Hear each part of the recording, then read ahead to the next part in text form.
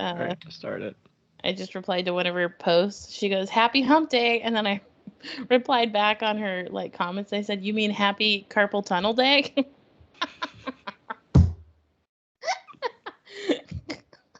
she keeps doing all these rainbow mugs, and I'm like, "You cannot. That cannot be." All right, do you want to start at 35 seconds after? Yeah. All right.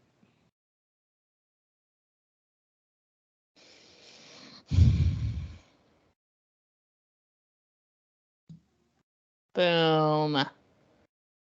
Boom, baby.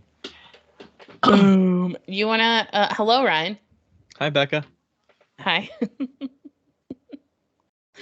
You want to hear the funniest shirt that I saw this weekend at this brunch situation that I was at? Sure. I kind of want to hear about this brunch situation. What do you mean by that? First of all, okay, I should set the stage. So I went to this show. It wasn't really a show. It was a 1 year anniversary for this coffee shop bar type thing. It was called Parlor House, and it was fancy as shit. Like I walked inside, just the chairs like at the tables are like worth $500. Like, whoa. Oh my gosh. Yeah, and like everything's like bronze and like dark woods and dark green, and so immediately I was like, oh, this is not my crowd, and Oh my gosh. and I was literally not cool enough to be there, like absolutely not cool enough. It was like a bunch of 30-year-olds that like still wear the same. They wear like the tank tops that match the shorts, like. Males wearing tank tops? Yeah, males wearing like tank tops that match shorts. And like women that like are all done up and like have like nice clothes on and shit like that. Oof. I would never have the confidence as a man to wear a tank top. What? You have nice shoulders. You would look good in a tank top. You gotta have some confidence to wear a tank top. You know what? You should set this as a goal. Farmer's tan. Tank top. Set this as a goal for this year. You're gonna wear a tank top one day, just one day. I'll bring you one. I won't even go jogging in the neighborhood in a tank top. I know, but Ryan, I'm not JTP here. I mean, I can't wear a tank top. Sorry, I wasn't expecting that. I apologize. I was caught off guard. I mean, I saw some at Kohl's the other day when I was in there in the clearance section. I was like, I can't pull this off. No, I'm not. Yes, you totally can. It's like $4. I'm not kidding. You're a good-looking dude. You don't have a ton of muscles, which is nice too. And like, I mean, because if you had too many muscles, then you just look like a bro. But like, you wouldn't look like a bro. You'd look like a little skater punk. It's like, well, maybe if you wore a tank top, you wouldn't have a farmer's tan. Anyway, I'm at this brunch thing. It wasn't really a brunch, but there was alcohol, and I didn't see any food. There was like a taco truck. Probably some bottomless mimosas there. Yeah, exactly. Like lots of fancy shit. And there was this one dude. Oh, fuck me. I just forgot the shirt's name. It had a saying on the shirt? It had a saying on the shirt. Something for brunch. Damn it.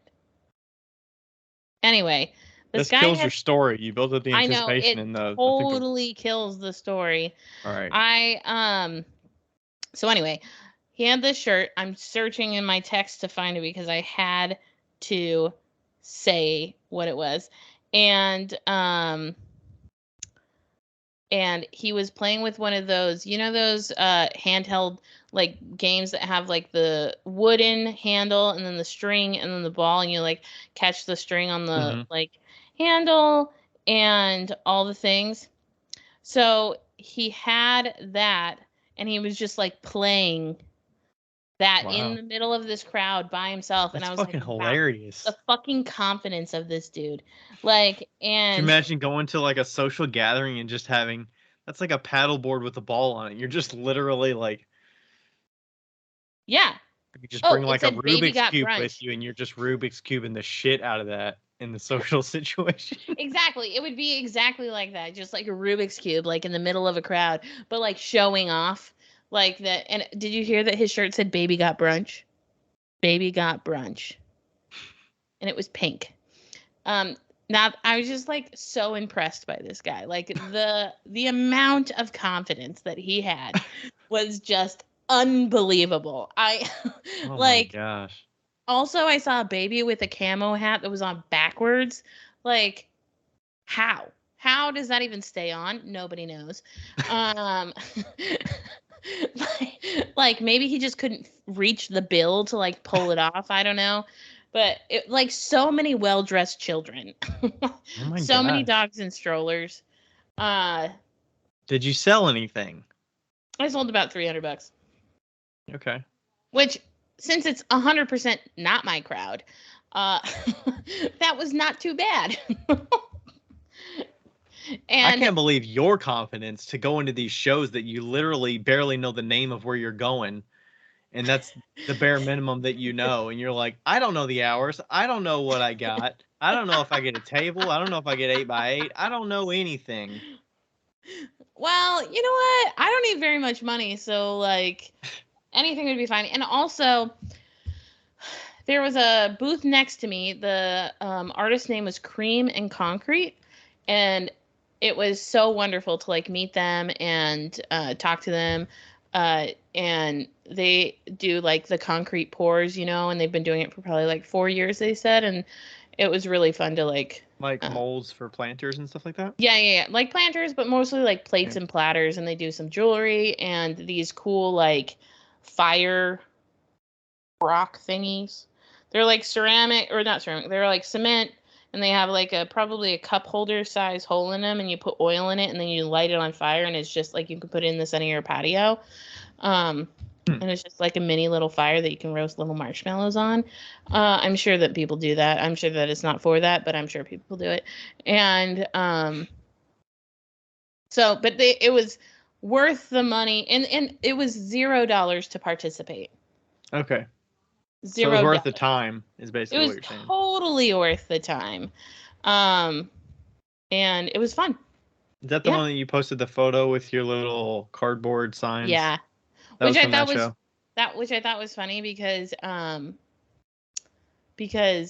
these people spent like $120 on booze, and they're like, whoa, $100 for this cup. I'm like, I don't plan on selling these cups, but I'm Imagine giving how you cool you'd be walking around with a mini cup with your obviously, bottomless mimosa in it.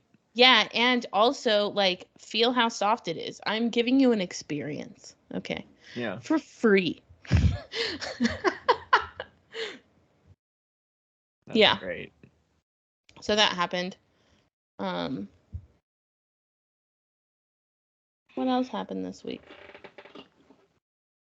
What sparked this business card conversation you were asking me Oh, before? I was asking about. I don't know where my stickers are. I know they're somewhere. I just have to find them, but I don't know how many I have left. Anyway, regardless, I've been like so. I'm doing earrings, right? New stuff. And I have all of these earring cards that I bought many, many moons ago. And they are too long for the earring display that I purchased. So I had to cut all of them down to like an inch. And so I have little tiny 1 inch by 2 inch little cards. And I was thinking it might be nice just to like use my little stamp that says 5 lines pottery and just like stamp them and like put them with the earrings or whatever I have. And I Yeah. mean, like, I don't know if it's necessary to include a social media anymore, because it's like, hello, it's just 5 lines pottery. Like, look it up on the fucking internet. Do Or you already have a stamp? I think I do. Yeah. Okay, that'll fit. Yeah. Yeah, as long as it is straight up like easy enough that people can just search it. I mean, if it just says 5 lines pottery, 5 lines pottery. Oh, it replaced the .com. I was gonna see what came up if I just searched it. Wow. 5linespottery.com, first search. Instagram, second search. Facebook, third. TikTok, fourth. Yeah. See, I mean, like, Pinterest, fifth. I have a Pinterest. Yeah. Oh, You learn something new every day. And then our podcast is like 5th, 6th on here. Apparently, Five Lines Pottery Monroe is on MapQuest. Of course it is. Still a location on MapQuest. Well, I like to keep a mystery alive. That's something that I enjoy doing. That's great. How was your week? Since we kind of already... It's been busy. I had my show this weekend that I freaking killed at. Yeah, you did. It was my best show of the year. It just beat out Berea barely. Sold a little over $5,100. Fuck yeah. For a 2-day show. Yeah, I think I sold like 29 oil bottles. I saw that in your, because I'm sorry, but I usually click through your stories. Oh, you do? I'm surprised. Not all of them. I can't read you all mean that skip? much. You skip through. Yeah, I kind of look at them quickly. And yeah, I saw that you had that. Like, I saw your stats on that. I was like, shit, you sold as many oil bottles as you did. Almost spoon rests. Yeah. Actually, regular oil bottles 29, 12 carved ones. That is fucking insane. 12 carved ones. Those are $55 a piece. That's insane. So that's 41 oil bottles, 49 spoon rests. That's crazy. Like, wow. Like, first of all, I can't believe you had 41 oil bottles there. I was worried I didn't have enough. Like, if I would have brought some more, and I brought almost as many carved ones as I thought I was going to, like, I never thought I was going to sell that many carved ones. And I was like, oh, I should have brought that orange one, and I should have brought that yellow. Like, I was going to bring some of the ones I had for pre-order. Yeah. Like, the ones I was saving, and I didn't bring them. I brought, like, one yellow one. And, yeah. Oil bottles sold a little over $2,000 in oil bottles. That is crazy. I'm so impressed. Yeah, it was nuts. So I didn't sell that many mugs, which was fine. 10 mugs. Hey, whatever works. Hey, I don't have to put mind fucking handles on oil bottles. Surpassing. Yeah, the oil bottles cost the same amount as an average mug. $34 oil bottle, $34 mug is like a 12-ounce mug. Yeah, and at this point, you're so good at throwing them. I doubt it's much different. It's actually easier to throw that than to put a handle on a mug. Exactly. Yeah. How did the pre-sale go? I sold 3 items, but I got a couple of leads. I got one other lead from somebody that's going to get some other pieces, and then they were going to get 2 other oil bottles that are carved. So probably one more. I don't know. I feel like we're just not in the pre-sale business. Like, me and you are just not pre-sale people. Yeah, I don't know if it's because I don't have enough scarcity. I feel like you have to have so little stock that people have the urgency. Like with me, I feel like there's no urgency. Right. I know. That's why I put everything on my website for as made to order. And it's honestly been going quite well. Yeah. I was wondering, I keep seeing you post about it. I don't know if I'm like, is Becca like not getting much so she's posting more about it, or is she like getting some traction so she wants to post more about it? I'm getting some traction. So like the last time I posted like that the shitty cups, and I got like 3 orders like directly after that. Mm-hmm. Which for me, I don't need. You usually get multiples anyways when people order, right? For me, I don't need those. I don't need a ton of I don't need a ton of orders to like make my week, Mm-hmm. Like, so let's see. Just yesterday I got 3 orders and it was $70, $80, and $40. And then the day before that I got a $60 one and an $85 one. So I feel like, that's a lot more than I normally would get, even if I did like a pre-sale on the normal shit, Mm-hmm. So, and they're ordering like multiples. If I can figure out an easy way to do pinch pots on there, I will. I've got straight-sided pinch pots. I think I On might made just to do order? straight and wavy. Yeah. So, but yeah, I feel like the made to order is just very similar to your shot glasses on Etsy, right? Oh yeah. Yeah. The Etsy sales have slowed a little bit the last week or so, but and I didn't sell as many of the collab pieces out of the gate as I thought I would. Yeah. But I took about 8 pieces with me this weekend, and I sold all 3 of those milk jugs that I Oh, took. nice. So, and most of those were easy sales. Like some people flipped them up and talked and looked at the price and stuff and was like, I would feel bad breaking this, but other people, like the 3 people that ended up buying them, were like drawn to it, Yeah. and then they were like, I gotta have this. Nice. Especially when I was like, I sold 2 yesterday, like there's 1 left, and he was like, well, I'm not gonna walk around, like I'm gonna get it right now because like scarcity. Right. Yeah. And I feel like at a show it's easier to sell that because immediately when they pick it up, I feel like they're gonna be scared off of the price if I don't say anything else with it. Yeah. So as soon as they pick it up, I'm like, oh yeah, those are some collaboration pieces we just got done. Those are the only pieces that are slip cast. There's a friend in Indiana that slip cast these in a plaster mold. And then I picked up like the tumbler and show them the 2 colors. And I'm like, they have to pour in 1 color of slip first, let it set in there for a few Education. minutes, pour it out, Yeah. pour the other color, and then I carved them. And that's basically Nice. what I keep it at. So it's like a quick like 20, 30 second. And I'm like, yeah, they have the molds for the moonshine jugs and for the milk jugs. Nice. So Nice. Yeah, I was what I think okay. What I reset.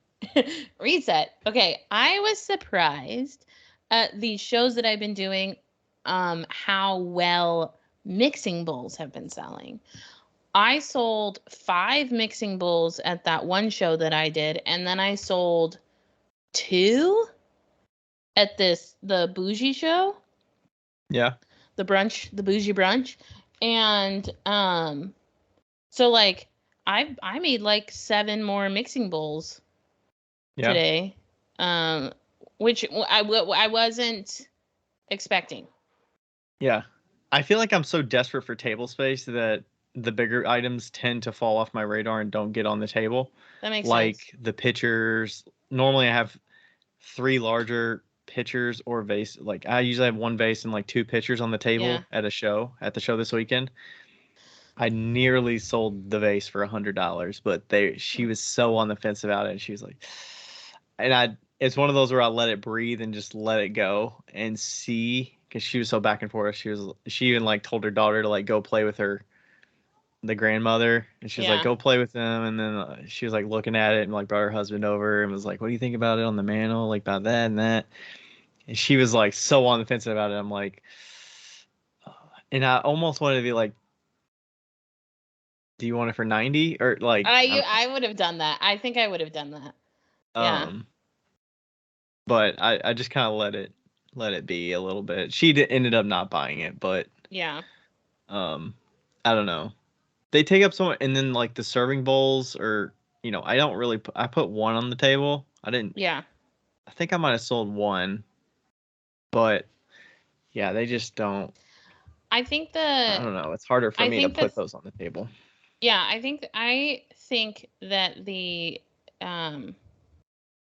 thing about those mixing bowls is that I've done so many mixing bowls for Graves Co. And I really have the spout down. Mm-hmm. Like the spout is the most important part of the mixing bowl, because if it looks nice, people are like, that's a nice fucking bowl. Mm-hmm. And so I think that's what sells it, honestly. I don't Yeah. think And there's no handle on it, right? no handle. Somebody was like, would you make these with a handle? I was like, absolutely not. No. The I was handle's like, just gonna get broken, I feel right. like. I mean, like, if anybody has had a Pampered Chef mixing bowl, measuring bowl in the past, they know how fucking annoying handles are. They're so annoying. They don't stack. It's terrible. Yeah. I'm thinking of the packing my soup bowls in my bins for the shows, and I'm like, these kind of suck to pack. Yeah, and mixing bowls are great to pack because they're like, they just nest right inside of each other. Mm-hmm. But yeah, I trimmed these last ones. Okay. Did The you other price ones were them more because you trimmed them? they haven't come out of the kiln yet. They're cooling. They're like drying out right now. But yeah, the ones before they still looked nice with like a flat bottom, but there's just something about a trimmed foot on a really big bowl that just looks real nice. Yeah, I mean, if you're gonna have a piece that big that they're gonna pay some money for, you might as well make it a little nicer. And I even put a little indent in the foot so that if you put it in the dishwasher, all the water would drain. Oh, nice. Fancy. I'm getting fancy. Yeah, that's pretty sweet. So, yeah, this week I threw a ton yesterday. I've been kind of having late nights a little bit throwing. Yeah. But yeah, it's nice getting in the midst of throwing some more. I didn't realize this, but I looked at my calendar, and I feel like I just shared this on stories, but I have 8 shows in 10 weeks. It's gonna be nuts. 8 shows in 10 weeks. 8 shows in 10 weeks? Yes. What the fuck? I'm like, how am I gonna make that many oil? I got scared off these oil bottles. I'm like, well, I don't expect to be selling 40 oil bottles. I'm like, I cannot make that many. So I'm kind of glad more mugs did not sell. I have a show this weekend. It's like a 6-foot table kind of show, I think. So I'm not expecting to sell a ton of stuff. Yeah. It'll probably be like $750 to $900 day. It's like a 4-hour show, so I don't think it's that bad. But yeah, some of these other ones are gonna be tough. And we're doing the coffee show together. Yeah, that's the last one of the 10. That's 10 weeks away, or 9 weeks away. Oh, okay. Maybe. Yeah. I included this past weekend, so.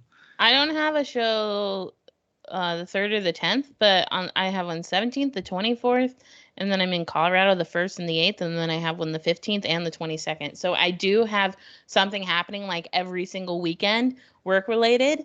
Yeah. Yeah. Is the coffee show 2 days? Saturday, Sunday. Do I have to have coffee mugs? I mean, you should, but you can have some shitty cups. I'm gonna have plenty of mugs, but okay. Don't be surprised if people want mugs. Do you want to sell more stuff?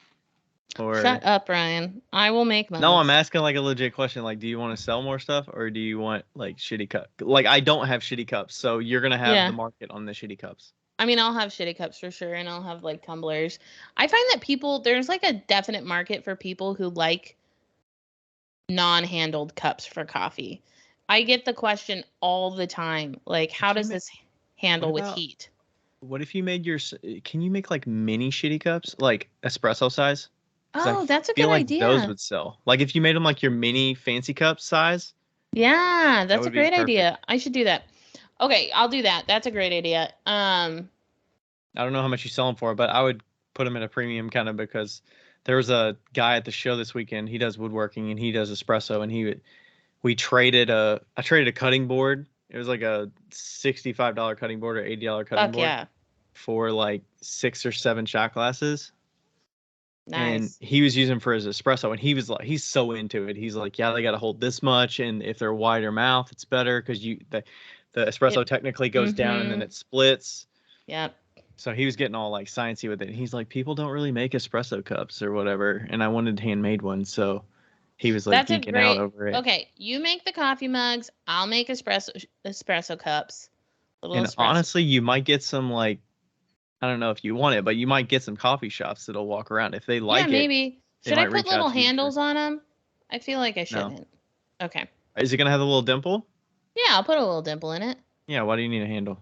Yeah. You don't want to put handles on them anyways. Yeah. Okay. Do you ever get the question like? Do you ever get the question, how hot does this get? Like, can I put coffee in it? Like, can I hold this with coffee? Because that's what people ask me with the shitty cups. They're like, am I going to be able to hold this with coffee in it? And it's such a subjective question because it's like, well, are you drinking tea? Are you drinking coffee at 200 degrees? Are you drinking coffee at 160 degrees? Like, yeah, how hot is your coffee? Right. And so my general answer is it would be just as hot as if you had a paper cup from Starbucks. With Like, the little no, not with cardboard. the warmer. Like, without the warmer. Yeah, Just a paper cup. It'd be as hot as it would be with a paper cup. maybe I don't know. It might feel hotter. I don't know. It might feel hotter. Do you think that's an appropriate answer? I don't know how else to answer it. Yeah, I mean, I would not be rushing out of the house with it in my hand to the car because Hmm. I almost guarantee you're gonna drop that motherfucker unless you're walking like 5 feet.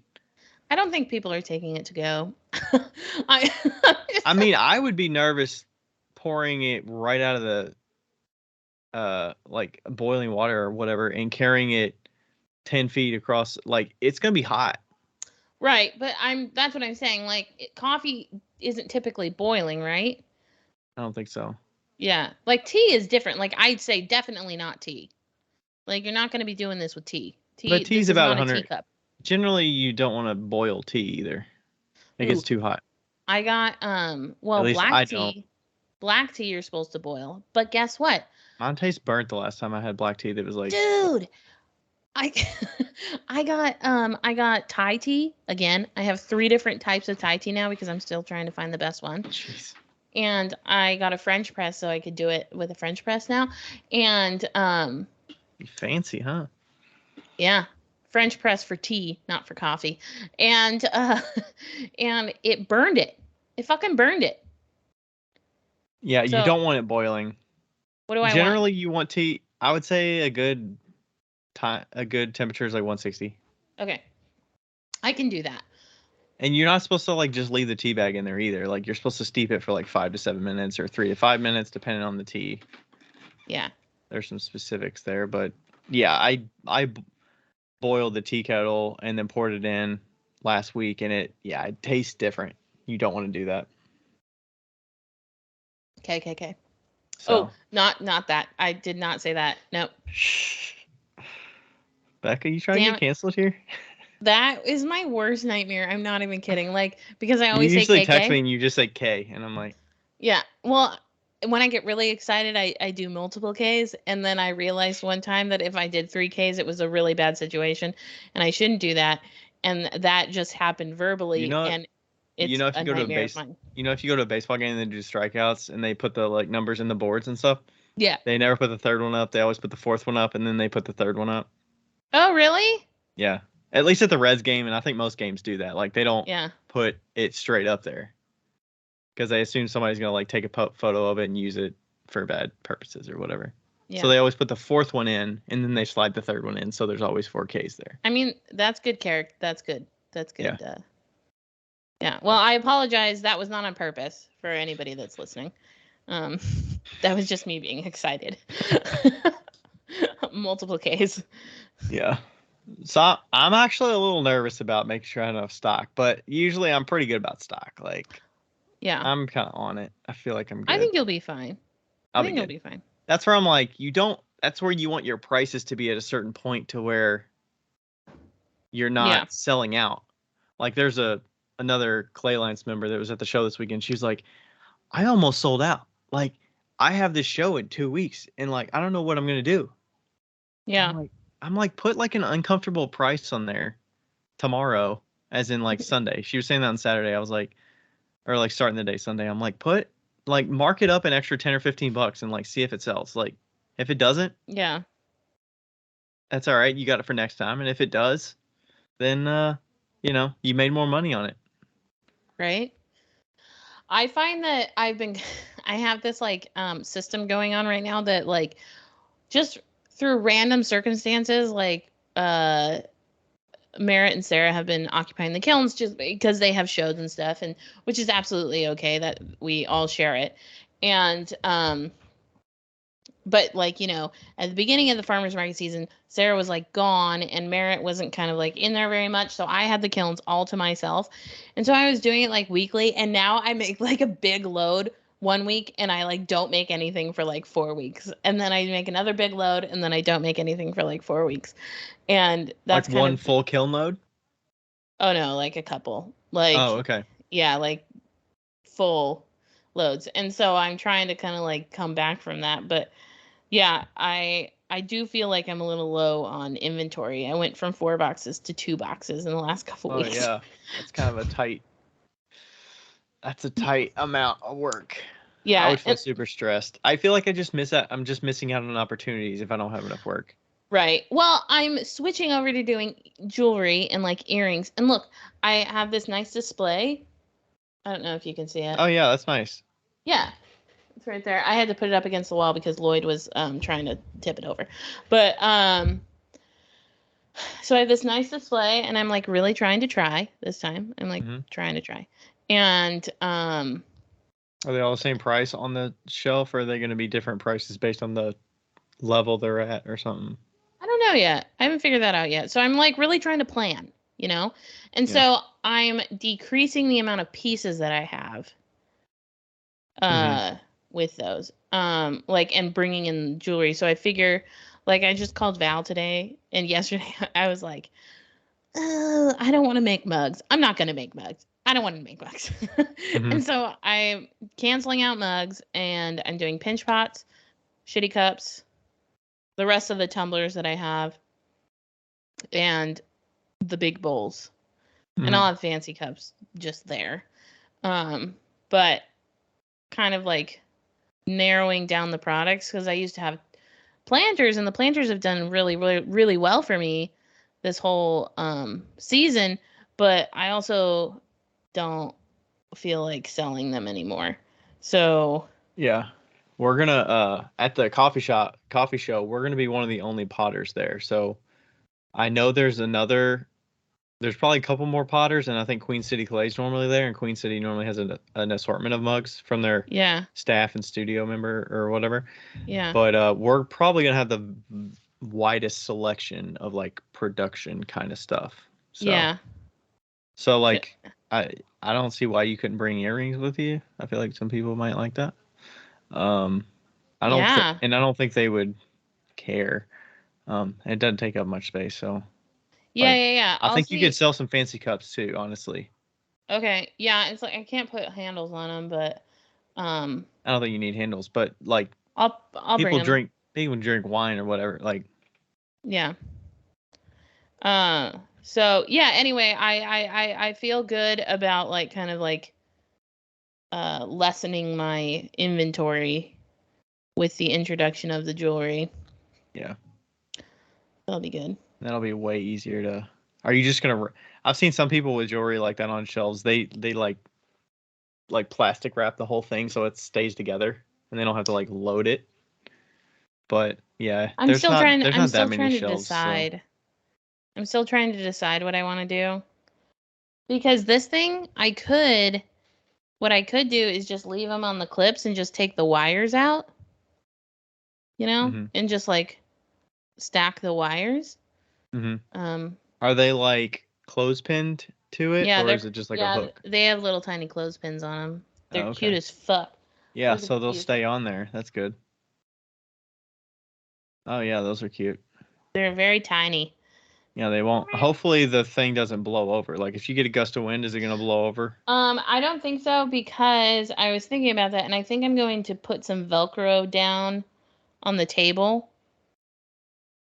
It's not. What if the tablecloth tight enough where it won't just like fall there is over, no tablecloth. It's not a tablecloth. Oh, you're just gonna Velcro it to the table itself. Yeah, because I have nice looking tables, so I just leave them on tablecloth. So I'll just do Velcro on the table, and then and that way they won't blow over. It's pretty heavy. I don't think it'll. Yeah. And then. Yeah, I don't know. I have to look at the setup still. If I like this display, then I'll buy another one. I did ask my woodworker buddy if he would make me one, because I was like, I don't know if this is gonna work. But now that I see it with like more than 2 little thingies on there, I'm like, oh, it does look kind of nice. Yeah. So. Nice. It'll look good when it's all full too. Yeah. Yeah. Sweet. All right. Do we want to go to a listener question? Yeah. All right. So the first one comes from Elsewhere Alchemy. First time caller, long time listener. Do either of you have any practices that go against consensus or traditional hard beliefs in pottery community? I was listening to an episode where Becca mentioned there's really no need to wire off a pot and you can simply let it dry on the bat and it'll pop off on its own, reducing the need for trimming. This blew my mind and I can't wait to try it. It made me wonder if there are any other things we all do just because you're supposed to, but maybe that there is no need, or maybe there is a simpler way. Thanks. Like everything. Like, I hate trimming. Like, I'm just not going to trim an inner foot on something. Yeah, me and Ryan agree on that one. Yeah, I feel like I don't know. I mean, if you're like philosophical potter, like art pot, like, I don't know. Like, I get it, but I'm here for production to make it affordable and to make money. I And don't clearly care he makes enough money. about the foot of a bowl to be like, hey, this is a better quality bowl because it has a foot on it, versus like, does it still function as a bowl for what somebody, for a Joe Schmo is going to use it for? Right. And like mentioned earlier, I pretty much don't trim anything except for large bowls. Mostly because it just makes me so goddamn happy to see like a nice ass foot on a large mixing bowl. They're just, yeah. Perfection. But yeah, no, I don't trim cups, bowls. I don't trim anything if I don't like, unless it's a large bowl, I don't trim anything. Yeah. And if I can get away with it, just trimming the outside edge, like just softening that curve on the bottom edge. Yeah. And that's it. Yeah, that's definitely a against the grain type of thought. Also, flat bottoms are an against the grain type of thought. You know? I don't get why it's such a... Well, I guess this is the whole idea of a flat bottom, from what I understand, is that so if you have an indent on the inside, then only the ring is touching the table. And if you have a nice wood table, then it's less surface area on the table. But a ring is a ring. and like I don't see the difference between a ring that's hollow and a ring that is filled in. So... A ring that is filled in. This is a custard donut. It's not a regular donut. Yeah, like I mean, like it's there's a ring there. You just have to be a little bit more. You just got to think about it a little more. Use your imagination. So I guess I guess as far as the ring is concerned, I don't get it. But I do think that if you are having an issue with your bottoms like not being flat, then you should put a little divot in. Yeah. But, I mean, I can see that some people would think, oh, you flip it upside down, and they think that it was not taken into account. It was like a shortcut. Yeah, but it is a shortcut. It is a shortcut, but it's intentional, and that's why it's priced the way it is. And also, that's why I sand the bottom. Like, or you mean Rachel sands the bottom? Or Rachel sands the bottom, or Erica does. But, that's why it's softened a little. Like, I am putting some attention to it by sanding it. Before, I would have felt a little bit iffier about having a flat bottom on a speckled clay that's grittier without sanding it at all. Yeah. But if it's sanded and it's softer, I don't feel bad about it. For sure. Yeah, I take a sanding pad with me to shows. I make too much shit and I'm one person to sand, so I just sand it as I sell it. But I'd say that's the main thing. Yeah. Oh, I was gonna say extruding handles. I feel like extruding handles is a really it's like an up and coming trick. It's like an up and coming little shortcut. More acceptable. It's a little bit more acceptable, but it's not as, still like the old school potters are still gonna be like, pull your fucking handles, like, Yeah. I don't know. Some pulled handles I don't like the look of though. Oh, same. Like some of them are too chunky in my opinion, and I'm like, extruded one would look better, but I don't know. I feel like some extruded ones you could, I mean, if they look so consistent, some I couldn't tell. I don't know. Yeah, there are some extruded handles that you can't even fucking tell. Isaac, Yeah. start extruding your handles. Good lord. Or I'm they use it as a kidding. template. I'm sure a lot of Isaac's people use extruded handles as templates, and then they can pull yeah, it from there too. yeah. I'm kidding about that, by the way. Isaac's handles are beautiful. Um. Yeah. No. Well, and sometimes, honestly, sometimes pulling handles is faster than extruding. It can be, if you're really, really fast. Mm-hmm. It just does wear down on your body a little bit more. Pulling handles. Mm-hmm. Yeah, I could see that. I mean, I the think it amount really of gets in your like shoulder. contorting you're doing with your hands Yeah. too, like really fine-tuned finger motions and like the like tighter compact your hands are and your fingers are, I feel Yeah, like it's putting more strain. Like the pulling motions with pots and for yeah, sure. I could definitely see that. Oh, what about like buying glazes? I feel like buying glazes is totally not accepted in like the mainstream pottery world, but Really? like, well, maybe, I don't know. Like the old school pottery world, definitely no, but like it's getting a lot better for sure. Now I feel like it's almost odd that I mix my I own think it, glazes. yeah, I think it's the dominant way that people get of all pot. I don't know. Would you say of all potters selling, Mm. more people are using commercial glazes than mixing their own? Yeah, you're probably right. But the longer years you've been in it, you likely mix your own. Yeah. I mean, it's so Yeah. much cheaper. Like, Yeah. so Nick, um, Nick from work, he has so graciously uh, given his talents of glaze mixing to us. And so I was like, could you please mix my glaze for me? Because I just don't want to. And Mhm. so he like mixed it and it was like $20 in materials. That was it. Yeah, that's great. Did he go and get the materials too? And I paid him 30. I'm like, nice, that's yeah. cool. But yeah, Yeah. if you could just be like, hey, can you go mix this glaze? Make me a 10,000 gram batch. Yeah. Tell me how And much it is. he's Like, like, he likes the sciencey. Well, I don't know if he likes it, but he's a nice person and he's willing to do it. I mean, there's Um, definitely a business in that. I feel like if you're in a good area, you could probably make a business of just making glazes for people and oh my make a little God. bit of money. Honestly, though, that's a great business plan. I mean, as long as you're taking care of your masking and like, Right. taking care of that kind of stuff so that you're not going to kill yourself with silicosis trying to make Right. everybody's But then, glaze. like, if you messed up and gave it to somebody, you'd have to be really on your game Yeah. and make sure you're not messing up anything. Yeah. Yeah. I mean, maybe you deliver it with a test tile or something. Ah, that's a good idea. Well, no, you couldn't do that Why not? because then you'd have to have a ball mill because you'd have to mix up the whole thing dry. Like, because I got it dry and then mixed it into water. Oh, I thought he gave it to you liquid. No, that's really heavy. Um, Oh, okay. no, he just gave me a bag of dry mix. Oh, oh, okay. I didn't mean dry mix. I just meant, what do you mean a ball mill? You could ball mill it, and how would you get a test tile from ball milling it? You would like make a little bitty fraction of it in liquid and then Mhm.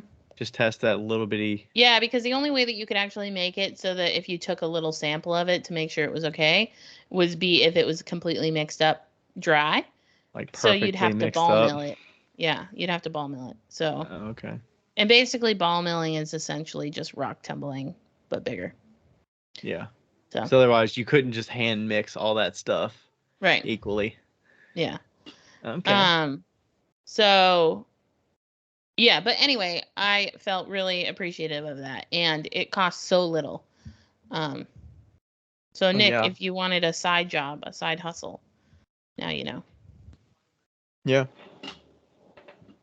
Yeah, I've got built into my glaze recipe spreadsheet I have like some extra charts or like columns on it to price out how much I paid for this and what Yeah. quantity, and then it maths out for 10,000 grams, here's how much this glaze cost to mix with the prices that you paid for your last Yeah. batch of stuff.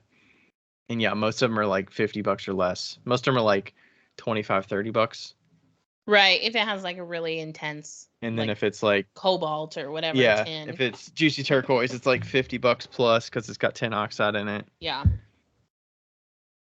Yeah, and some of them are getting more expensive. So, okay, cool. Thanks for that question. Elsewhere Alchemy. All right. Do you want to introduce what we're talking about today? Yeah. So our whole topic essentially 44 today. minutes in. Yeah, but we've been talking about solid material for like 35 minutes. Yeah. To be completely frank. Anyway, Thanks, Frank. Thanks, Frank. Also, have you noticed that Charles has been absent because I've been in my apartment? Yeah, it's like a bunker in there or something. You can't hear know. Charles. Charles is missing in action for I'm at a little least sad. like 15 episodes, I feel like. A little sad. I know, because like it just became so convenient to do this in my apartment. Anyway, since I've got internet. Anyway. Okay, our question is from Cindy at Green Cabin Pottery. And a little backstory. She's in Vancouver area, I believe. Washington? Canada. Or Canada? And she's in like a tourist town, but she also does wholesale. So, okay, she says, I have been asked for a wholesale products list. Is there a formula? Is there a way to keep it simple instead of everything that I make? I have 5 wholesale customers and 2 large custom order clients at present, and I'm feeling a bit overwhelmed. In early spring, they request products that I make: mugs, 3-pound bowls, planters, goblets, small plates, espresso cups, soup mugs, and amounts from 30 to 100 of each for a seasonal order. They run out and want more halfway through the summer. I have 2 baby kilns. I'm working my ass off and don't get enough done for any local shows. Okay, Ryan, how do you even have bisqueware on your shelves? How? Any advice? How do I figure out what I can do and let the customers know that there is a limit? The monster has been created, now to how to make it manageable. Wow. Thank you. A lot in there. Lots. There's lots to unpack. And she also sent us wholesale price list, and I think her other one is just her regular price list, as well as price list that is not wholesale. Yeah, Ryan just quickly asked her before we started talking about it. Everything's in Canadian prices. Canada prices. Small town, Canada, 3,000 people. My something land. Dun dun dun dun dun dun dun dun dun dun dun dun. I don't even know the O Canada song, but Oh, Canada. Did I tell you on the 4th of July while I was leaving Teresa and Brandon's house, I blasted out "Oh Canada"? No. It was great. And she says next closest city is 120 miles away. Northern community, not near any large city center, and no real competition. Okay. So she's giving us some extra context.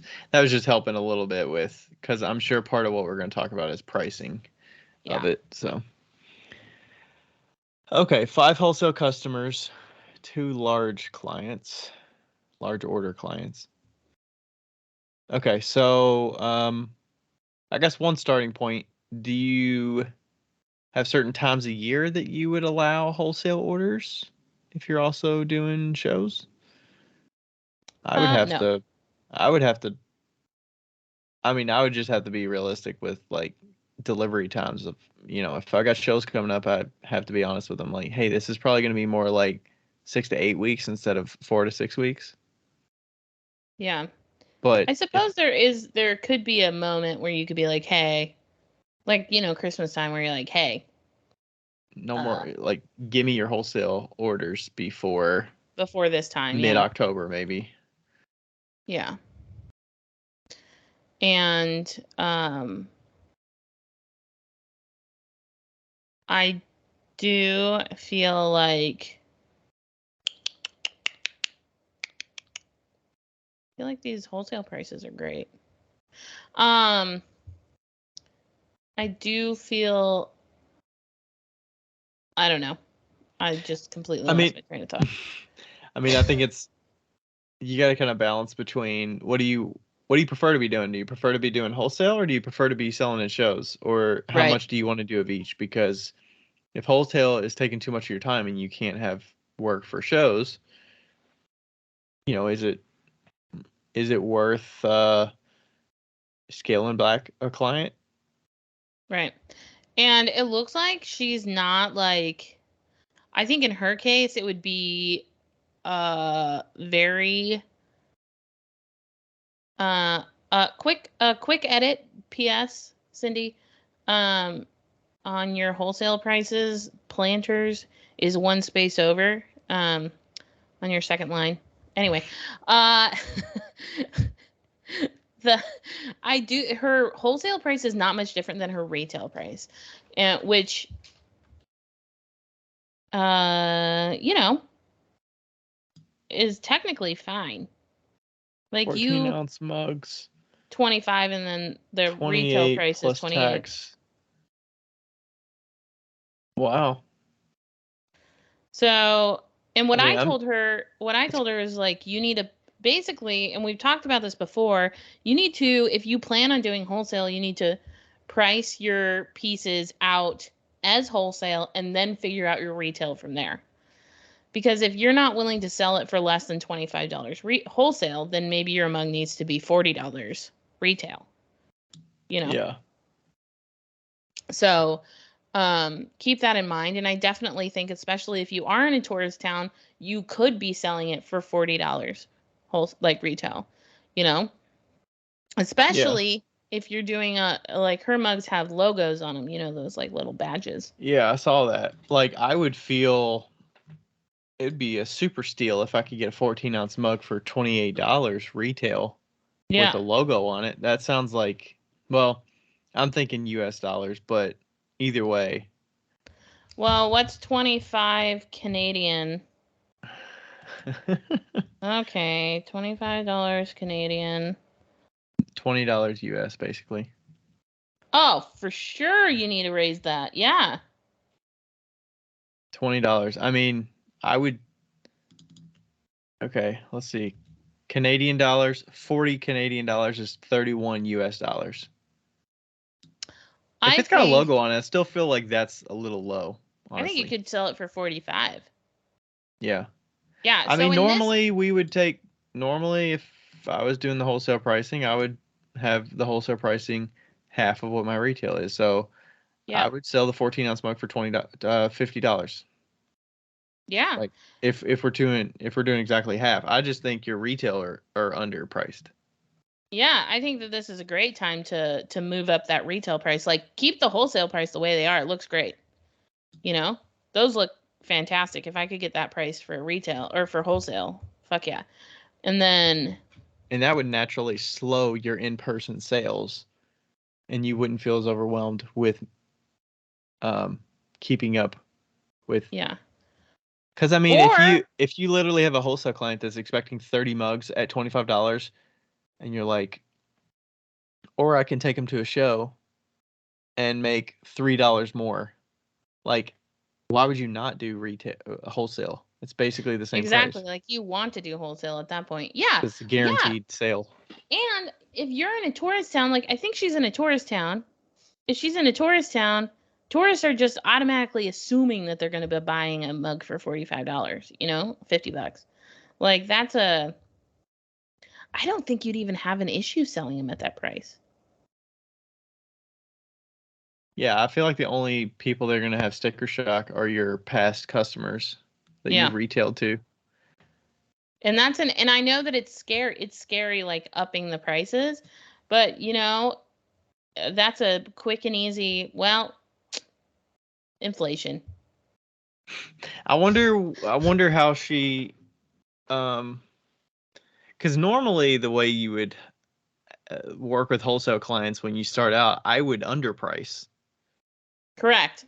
So And this is then like a really good this is a really good starter for I would that. rather raise my prices to retail customers than have to raise my prices with a The wholesale wholesale, customer. yeah, exactly. So you're starting off really well with a good set price list for retail or for wholesale.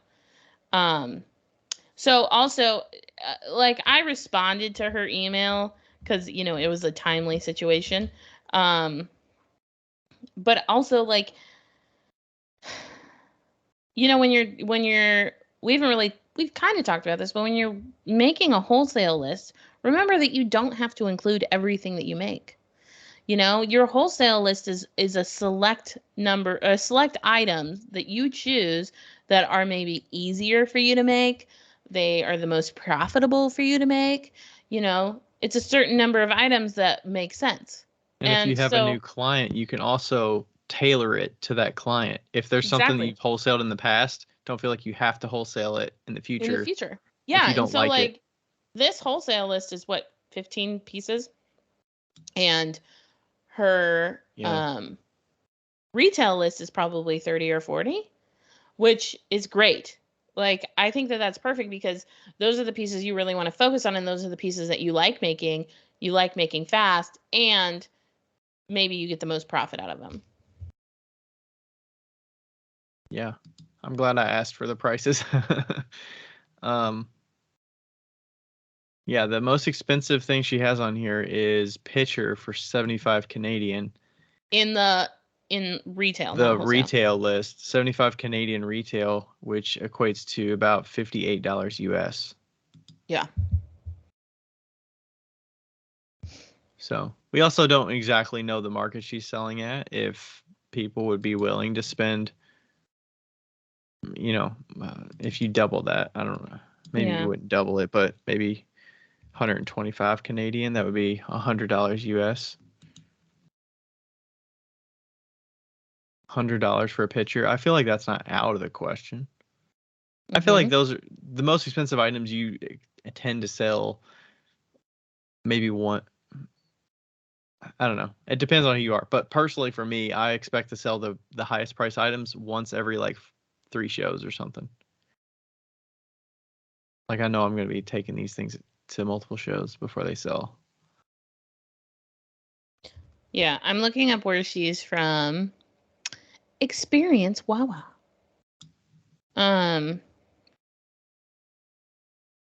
It looks beautiful. It's like right on water. So I imagine it is like a touristy Hmm. location. It's right on Lake Superior. I was wrong about being in the Pacific time zone. Um, it's in Ontario, not British Columbia. Wait, Okay. Not wait. West Coast. Is British Columbia West Coast? Shit. I Now don't I know. don't know. Who cares? West Nobody Coast. cares. You said West Um, Coast. it is British Columbia. I was right. Okay. Uh, anyway, I thought it was West Coast. It's not. It's Lake Superior. Um, yeah. So, okay, cool. What were the rest of her questions? So we've already said narrow down the products of the wholesale list if you think there are things that you can easily take out of there. Yep. And I would just have some of those conversations like the next time they order, just say, or if you book in an order, like, hey, this is the last time I can deliver these to you. I will not Yeah. be offering these next time. I would say that before you let them order again and expect Yeah. it. And then that you say, sorry, I don't make those anymore. Right. Send out an email to everybody. Say these are the products that I'm discontinuing on my available for wholesale. Yeah. Yeah. And if you want to give them a little grace, say I'm discontinuing after June or something, like Yeah. give them a couple month notice, and then you might get some more orders on those if people are wanting them desperately. Yeah. And Um, then and I also suggested maybe longer wait times. yeah. So like instead of a 4 to 6 week, maybe like a 6 to 8 week. Yeah, if it's really like if you're struggling to like if you're overwhelmed, maybe a little bit more time Hmm. might be better to kind of It let me depends on how close they are too. If let me they're reply to her. drivable, I would be willing to like split up the order into a couple deliveries if that gives them more peace of mind. Yeah. I've done that with a recent client. They I couldn't promise to get everything, but I gave them like half of it. And they're a couple hours away, but they actually were making a visit. But you can also price a delivery cost or something on there if you have to deliver it. Yep. because it is worth your time to have to drive there and back if it's not like right down the street. So consider that as an option. Would you set a limit on the quantity that somebody, or I think we said this earlier, you would not set a limit on how many pieces somebody can order? Hmm. Or would you just like adjust your weight? Like I would you adjust the ordered wait this time. much, here's the wait time that you can expect. Yeah, if they like give you an unreasonable amount of product to order, you email back and say, due to the due to the increase of product, my wait time is now gonna be 4 weeks more. Yeah. And then this if you might and then it also might encourage them to do smaller, more consistent ordering, you know? Mhm. Personally, I would prefer that. A smaller, more consistent order instead of like one large crazy order. Yeah, amounts from 30 to 100 of each. That is crazy. Yeah. I couldn't imagine delivering like 60 mugs like multiple times. Yeah. Wow. That's how my planter situation was with Urban Sprouts. Yeah, that's a lot of pieces. I mean, that would basically take up all my time. If I Yeah. had multiple clients like that, I mean, that's probably only one of two clients that she has like that, but Yeah. Also, I might, if you can afford it, I might maybe start saving up for a new kiln. If you're hauling that many pieces, if you're hucking that many pieces during the day and doing that many like oh yeah, two baby kilns. That's working them hard. yeah, if you're working them that hard, I might consider saving up for a larger kiln. And if you can't save up, then you definitely need to change your price structure. So Yeah, I if you're think changing doing, your retail price structure could allow you to make up yeah, that difference that you need to pay for another kiln, absolutely. upgrade the Yeah, kiln. yeah, Working my ass off, don't get enough done for local shows. Yeah, I think you it does make it a little more difficult too for planning for local shows. I think you can kind of get an expectation of what times a year and how much your clients are going to order, and that could give you some flexibility of when can yeah, I apply for shows and which shows are most um, effective for me to yeah. sell at. You know what also might be a good idea is I used to do this for Leavenworth is I would take like a month or 2 months and really just like bust my ass and make um because she was saying about like not having bisque around the shelves. It might behoove you to cut off wholesale orders January 10th or January or like not January, um November 20th for Christmas. Cut them off on November 20th and don't accept them until February 1st. That way you can have uh the November or technically December till the end of January to like really get your backstock going and like a have a head start. Yeah. Are you planning on using that to help fulfill wholesale orders first and foremost? Or are you expecting that is to hold you over a little bit for shows? Either. It could be either.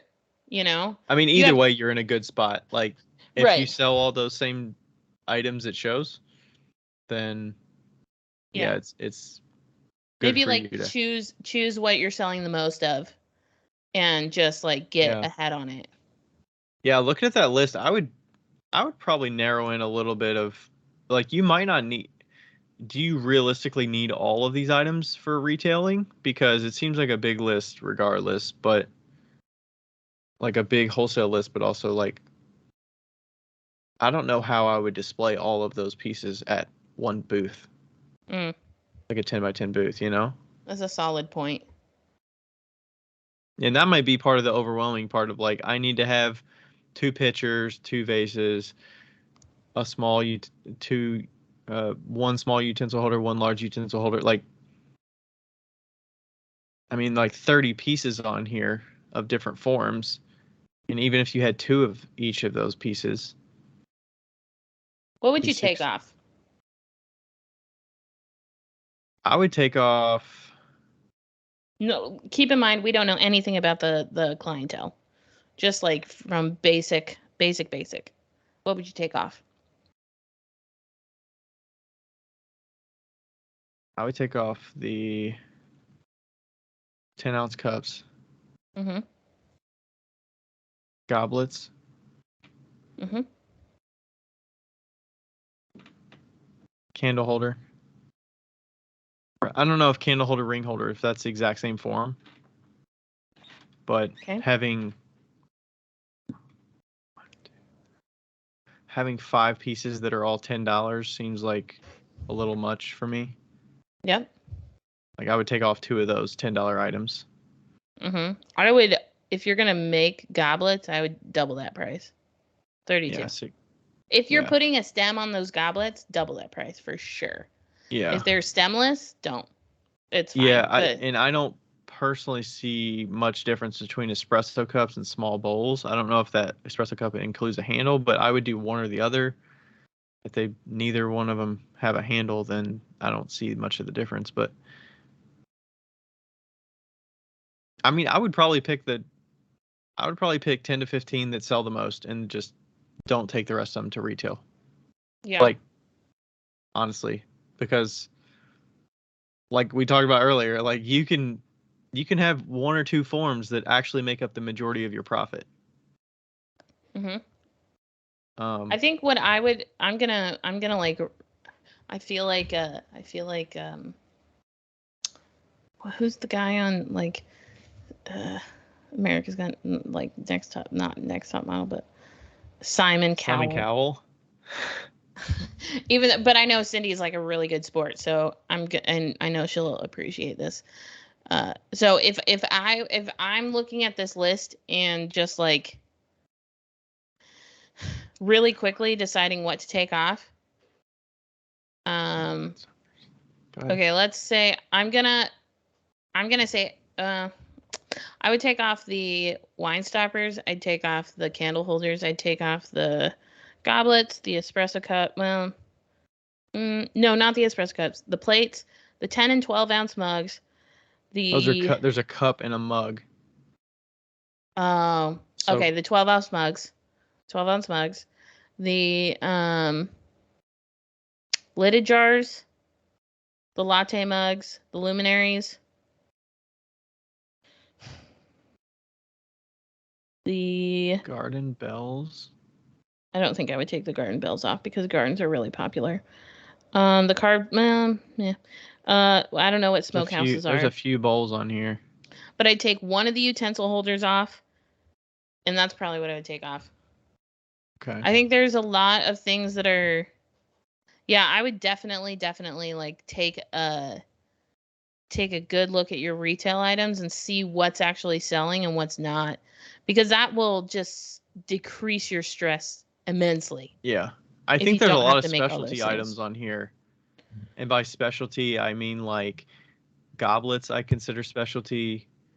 The hanging planters I would consider specialty. Lidded jars or garlic jars, one of those 2 are specialty. Luminaries I feel like are specialty. Garden bells, smokehouses, like I feel like there's like 10 specialty items on there that you could probably trim that down to 2 or 3 specialty items that are going to grab people's attention. Yeah. Like I think garlic jars are a really good seller because people look for those type of things. Mm-hmm. But I don't necessarily think lidded jars need to be like next to garlic jars. Yeah. Planters, I think you can have one type of planter. But also you have to decide, like, I mean, are you selling at a farmer's market? Because then planters really do sell. Are planters selling? So if you're not selling at a farmer's market, maybe hanging planters are the ones that sell the most because they're hanging and people see them. You know? Yeah. You'd have to tailor your making cycles based on the shows you have coming up. Right. And like, are bowls selling? Like plain bowls, are they selling?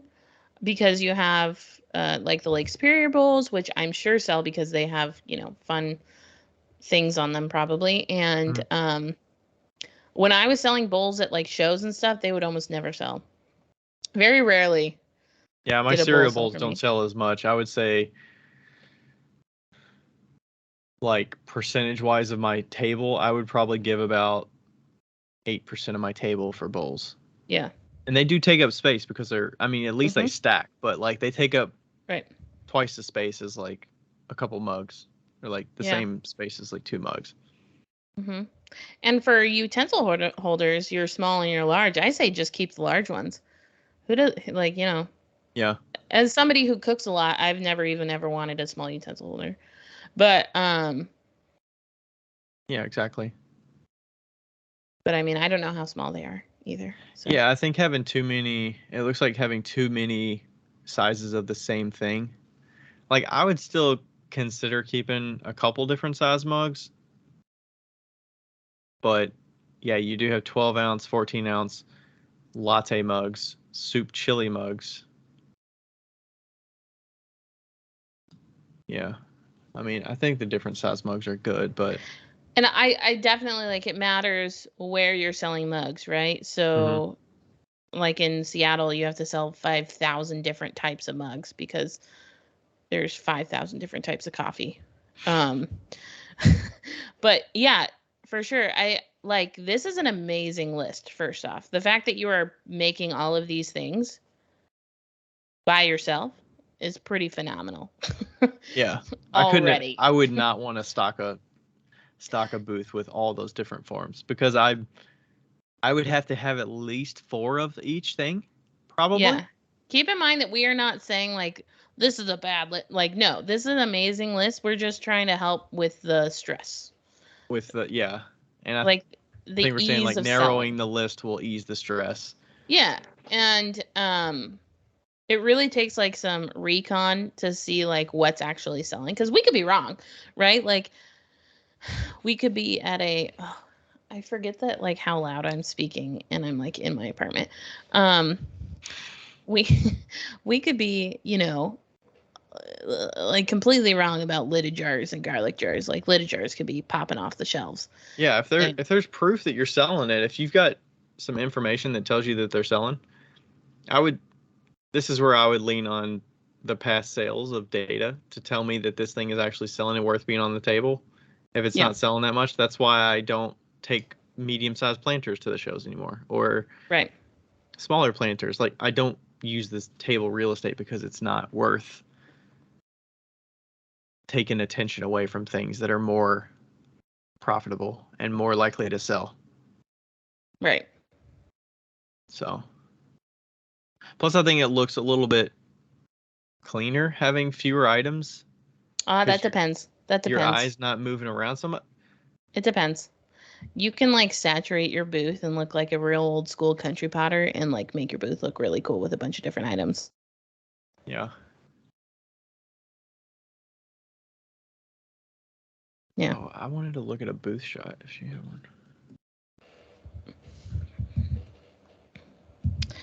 Um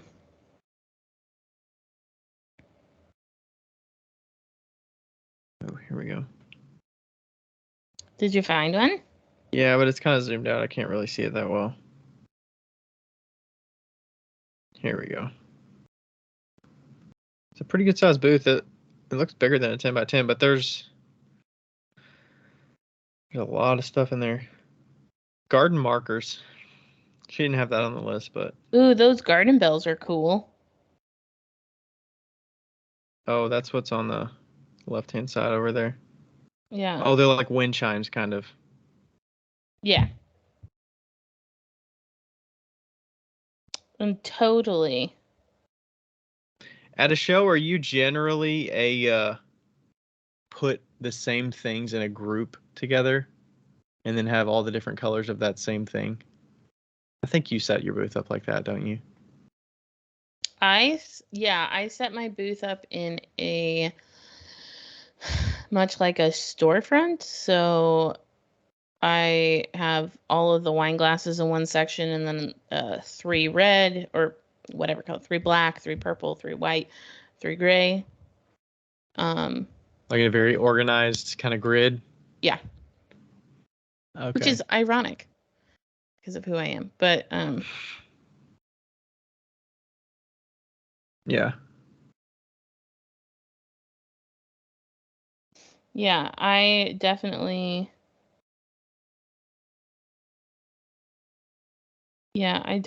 like it to be pretty organized. I like it to look like you walked into like a retail store. Yeah.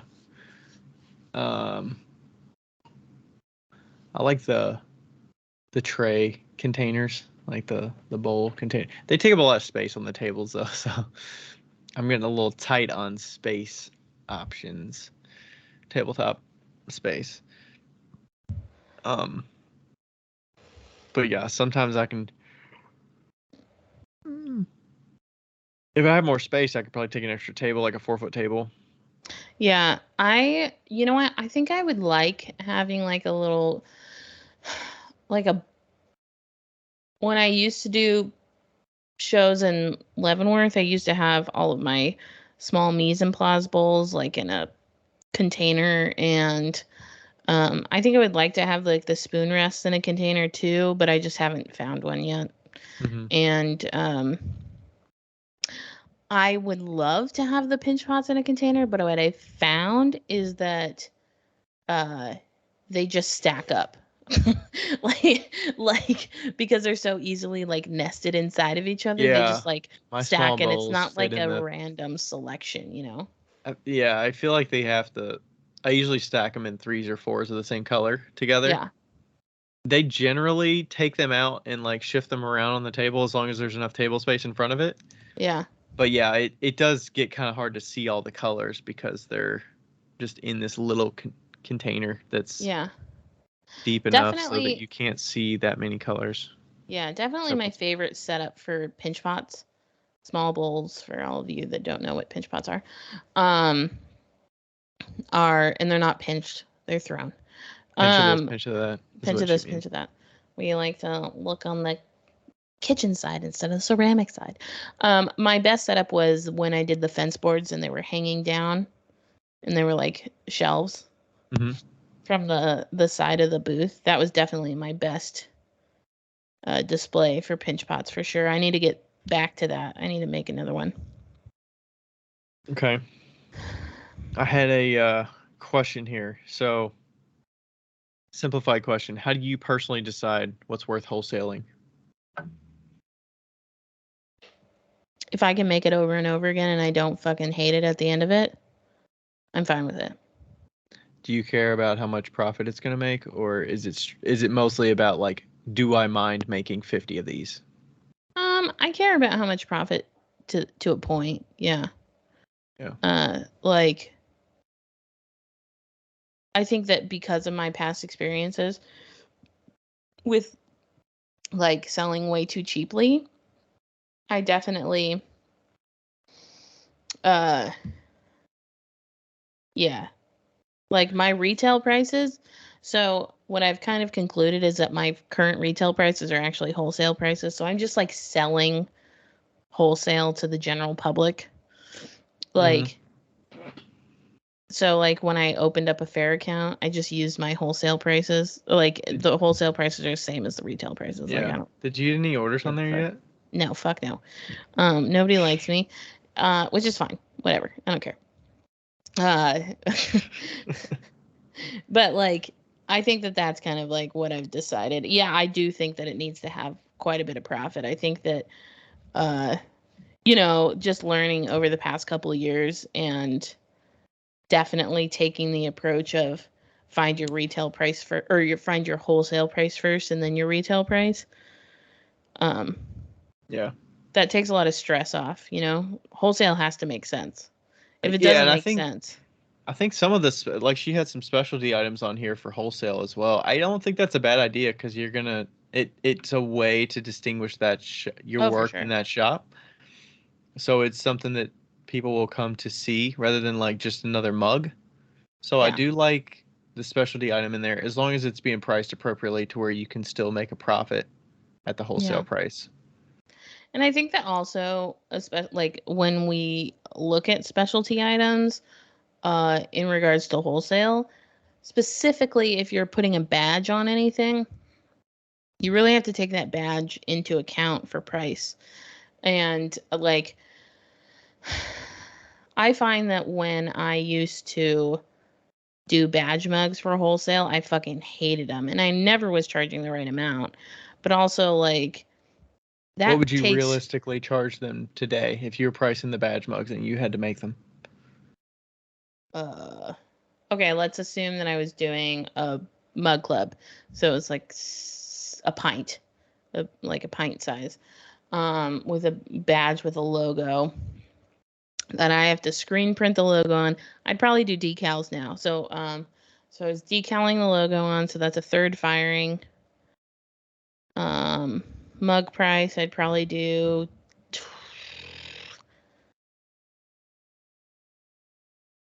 probably 25. 25. Yeah, that's what I was thinking in my head. Wholesale? You're about to say 20, and I was like, that's too low. No, 25. I wasn't actually. I was 25 about to say wholesale. 20. 25 wholesale. I Okay. think that's what I do now. And 50 retail. when I was selling them, it was 13 wholesale. So like that's how much Yeah, that's different. like the price that you would do without a badge, probably. Yeah, I Today. mean that badge really makes a fucking difference. There's so many things that can go wrong with a fucking badge. They can lift off, they can like you can get glaze all over them. You can you have to wax them. Mhm. Like there's so many things. You have to put the decal on as well, so that's a risk. That's a third firing. Like there's just so many things that happen when a logo is involved. Yeah. So I have there's a potential client at the show this weekend. She owns a new yarn store here in Covington. And I was like, yeah, I sell some yarn bowls at a couple yarn shops. And she's like, yeah, I'm kind of interested in wholesaling some yarn bowls. So I'm thinking about talking with her and seeing if there's a possibility uh, for a partnership there. I wouldn't mind it. And she was kind of like, yeah, I'd rather do wholesale than consignment because you kind of get your money. And with those kind of stores, I tend to like have things sit there for a long time and then I get them back and it's like I can't sell this. Like it looks so old school with my newer yarn bowls I make. I know. So it's like, would I mind, let's say my smaller yarn bowls retail for 40, like would I be happy getting 20 for them? Right. You know?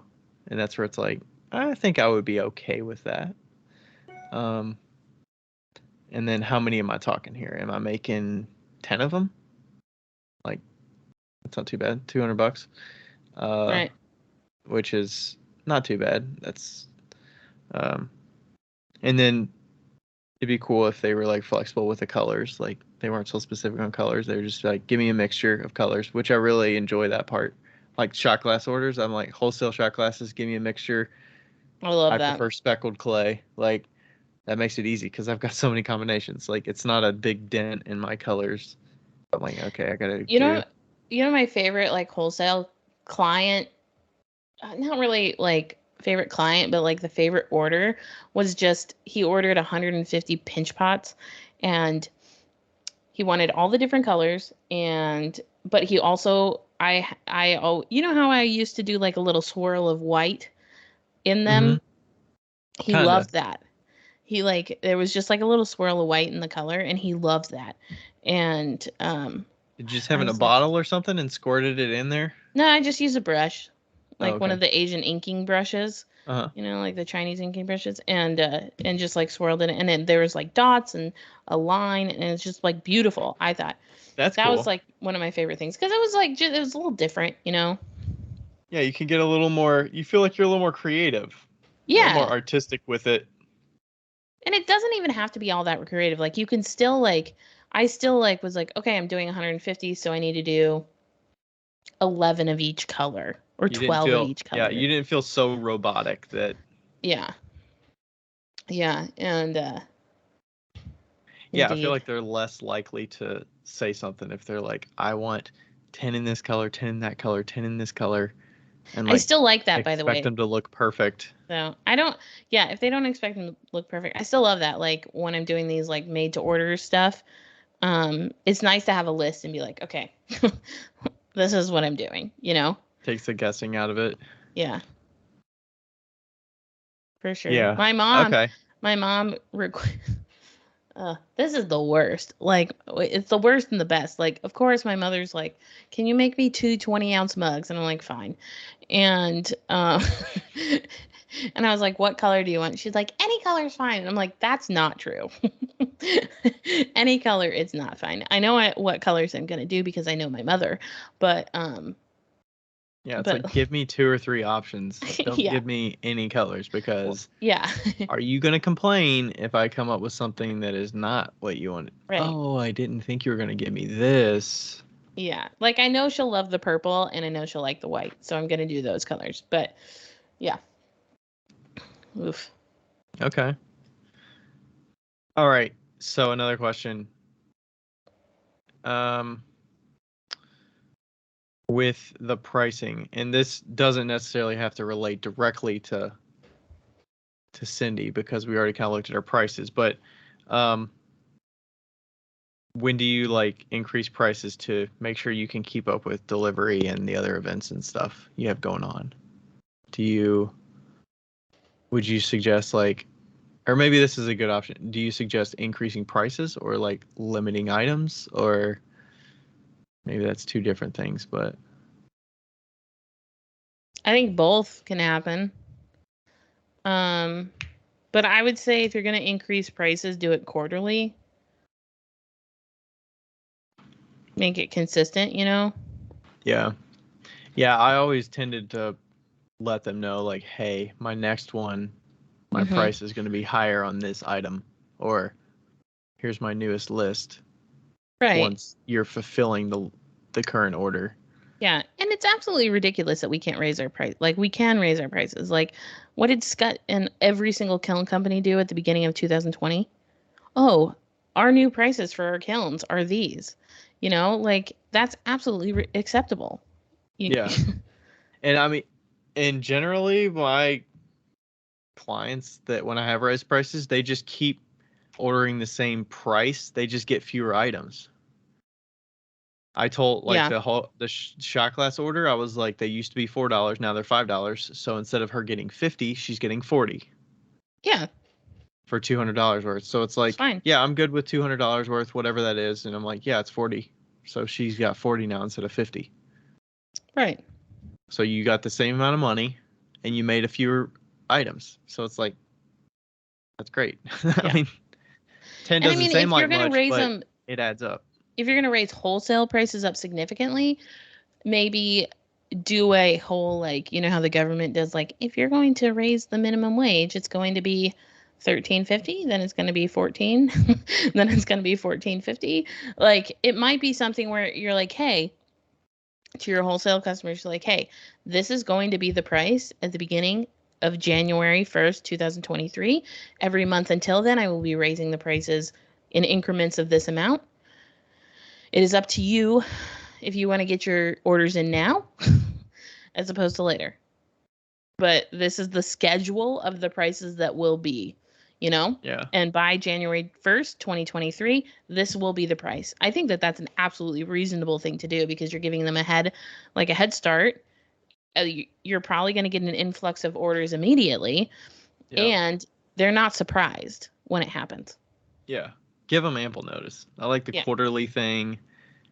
You know, if they if they don't order from you, but every 3 months, anyways, just like bookending an order. By the way, I'm happy to deliver this order. Here's my newest prices that are gonna go in effect the next time you order here for the Yeah. holiday season.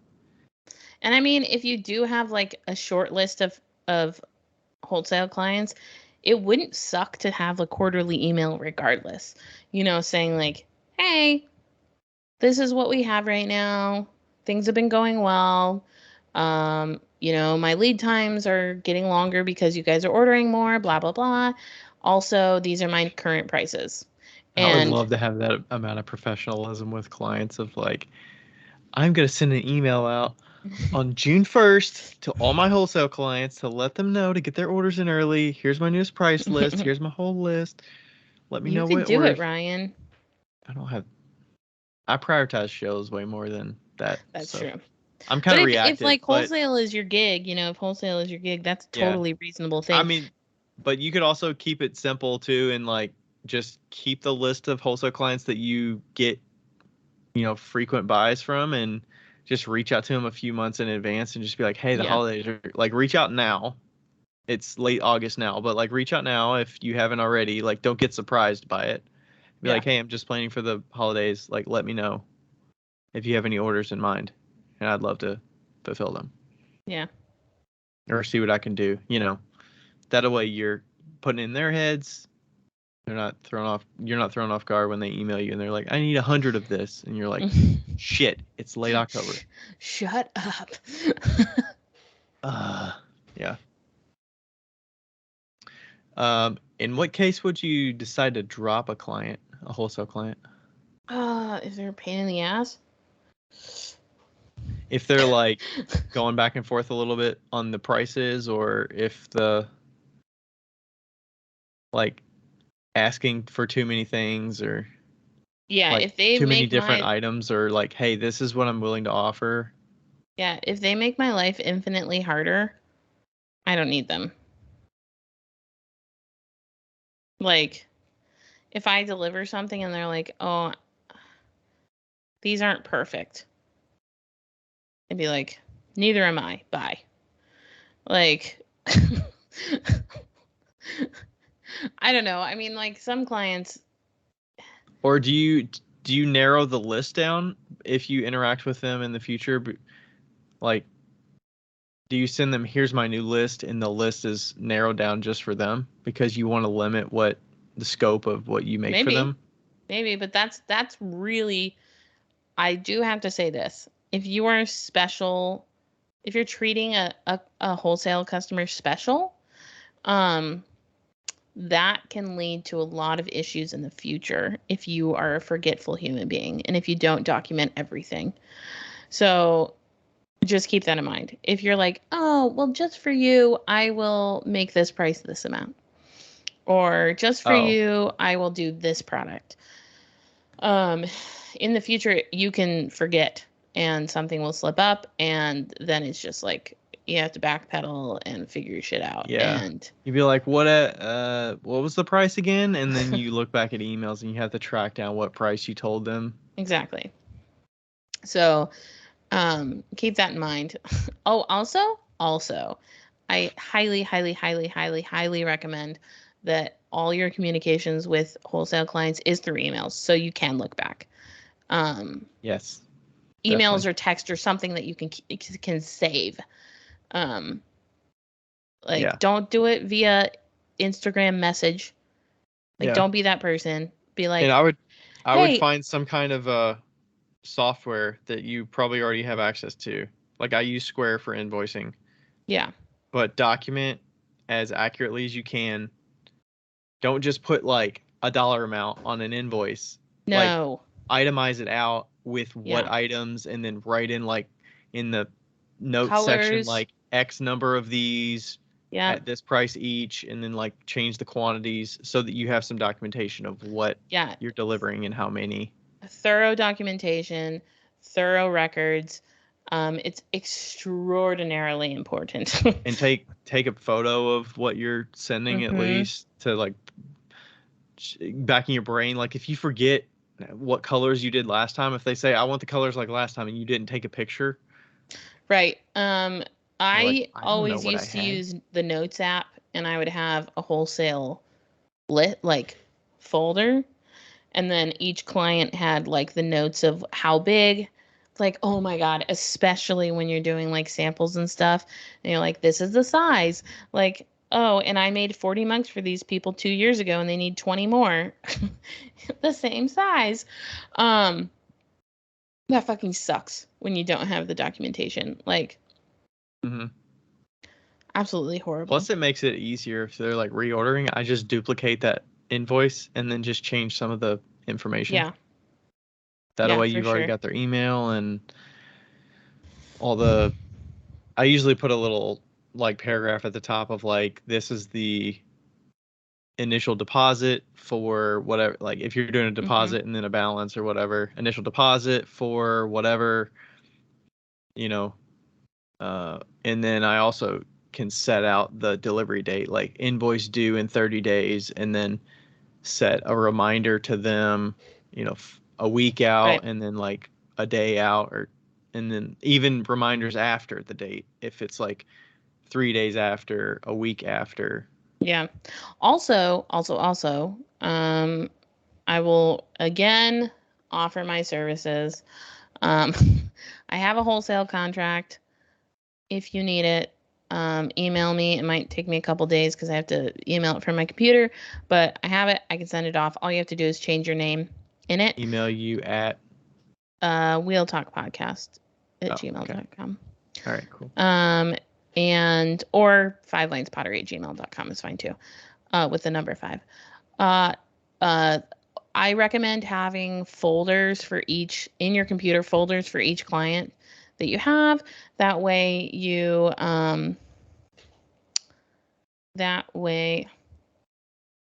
you just keep good documentation about each one. And yeah, like, yes, like you have your documentation, then you can put in your, like, if you have pictures of the items that you're giving, if you have documentation of how big things are in the wet stage versus dry stage, blah blah blah. Maybe if you need to put in the glaze recipe that you're using specifically, like if you do something special for them, and it's just like a folder on your computer in your like wholesale category. Also, oh, I just had it. I do that for consignment too. So yeah, I have consignment. a lot of consignment options, and I keep that in separate folders. Also, resellers permits if you need that. Yeah. Every state is different, so figure out how you want to do, because you are not charging them tax. Therefore, you need their resellers permit to, in order to make that legal, and that goes into a wholesale document as well. So, just keep it neat and tidy, and backed up. Yeah. On the cloud, on a fucking somewhere that is not gonna lose track of it. I print it rely out a lot on Google Drives, but yeah, print it out and put it in a fucking folder. Like, do whatever you need to do, but just make sure it's neat and tidy and documented. Definitely. Okay. Yeah. Let me answer the 3 questions I was thinking of on the side. Okay. We haven't done like a wholesale situation in a hot second. Yeah, it's been a while. Have you done it? When's the last time you did a wholesale order? A long time. Like years? Couple years. Couple years, yeah. Do you miss it? Part of me is like, part of me wants to like email Urban Sprouts and be like, hey, I'm making planters again. And the other part of me is like, don't do it, Becca. Did you deliver those in person when you did do them? Oh my gosh, yes. And there was the best Indian food place across the street. Highlight of my fucking month. What if you you're driving across the country for ClayCon, you wouldn't want to like, hey, or you wouldn't want to drive that many across if you made like a bunch? Because shipping would be crazy, right? Shipping would be pretty insane. But I was mostly considering reaching out and being like, hey, I can make you planter plates if you need to. Planter plates specifically, I feel like anybody can find planters. Yeah. The plates, though. The saucers, yeah. Okay, we didn't really talk about this, but and maybe this is going backwards a bit, but how have you historically gotten wholesale clients? Have you reached out to people and said, hey, I'm looking for options. I was wondering if you do wholesale or consignment, or just wholesale straight up, or do they come to you? I find historically my people just come to me and just happen to have options for me and be like, hey, what do you think about this? I think that it's kind of like a mix and match. For me, it's been like both, I've gotten a lot of brewery gigs just by knowing people. I've gotten a lot of I got one customer in Chino, California, because John, my old roommate, dropped off one of my pamphlets at their Your like store. wholesale books. Mm-hmm. At their store, and she like Wow. called me and was like, "Dude, these look fucking great. Let's do it." And they were a consistent client for me. And one of them I got from a wholesale show. Urban Sprouts I got from a friend of a friend Yeah. who worked there and then fucking left on a wild, crazy. I feel like a lot of my connections are with like red flag people, and then they just like flounder off. But yeah, I do not feel like I look for. I feel like it's Yeah. mostly people coming to you, you know? Yeah. I don't know. I think the kind of depends on where you're located, but I feel like the kind of shops that you go in and day out that are kind of boutique. Yeah. I feel like we have something a little different to offer that you might not see Yeah. in a lot of shops. So I think we might have a little leg up for like just having stuff. I get a lot of contacts at shows where people just are around and they're looking for new options to fit in their shop. And I get a lot of contacts from shows I do feel like shows are, because it's like you can show the vast array of what you offer and then they can yeah. feel it, see the quality of it, see the color options that you have. And then, I mean, just in this past few months, like the Berea one, I had a wholesale client actually just delivered it at the show this past weekend, 25 oil bottles. And then look at your eyes. You were like, what? How much you sell those for?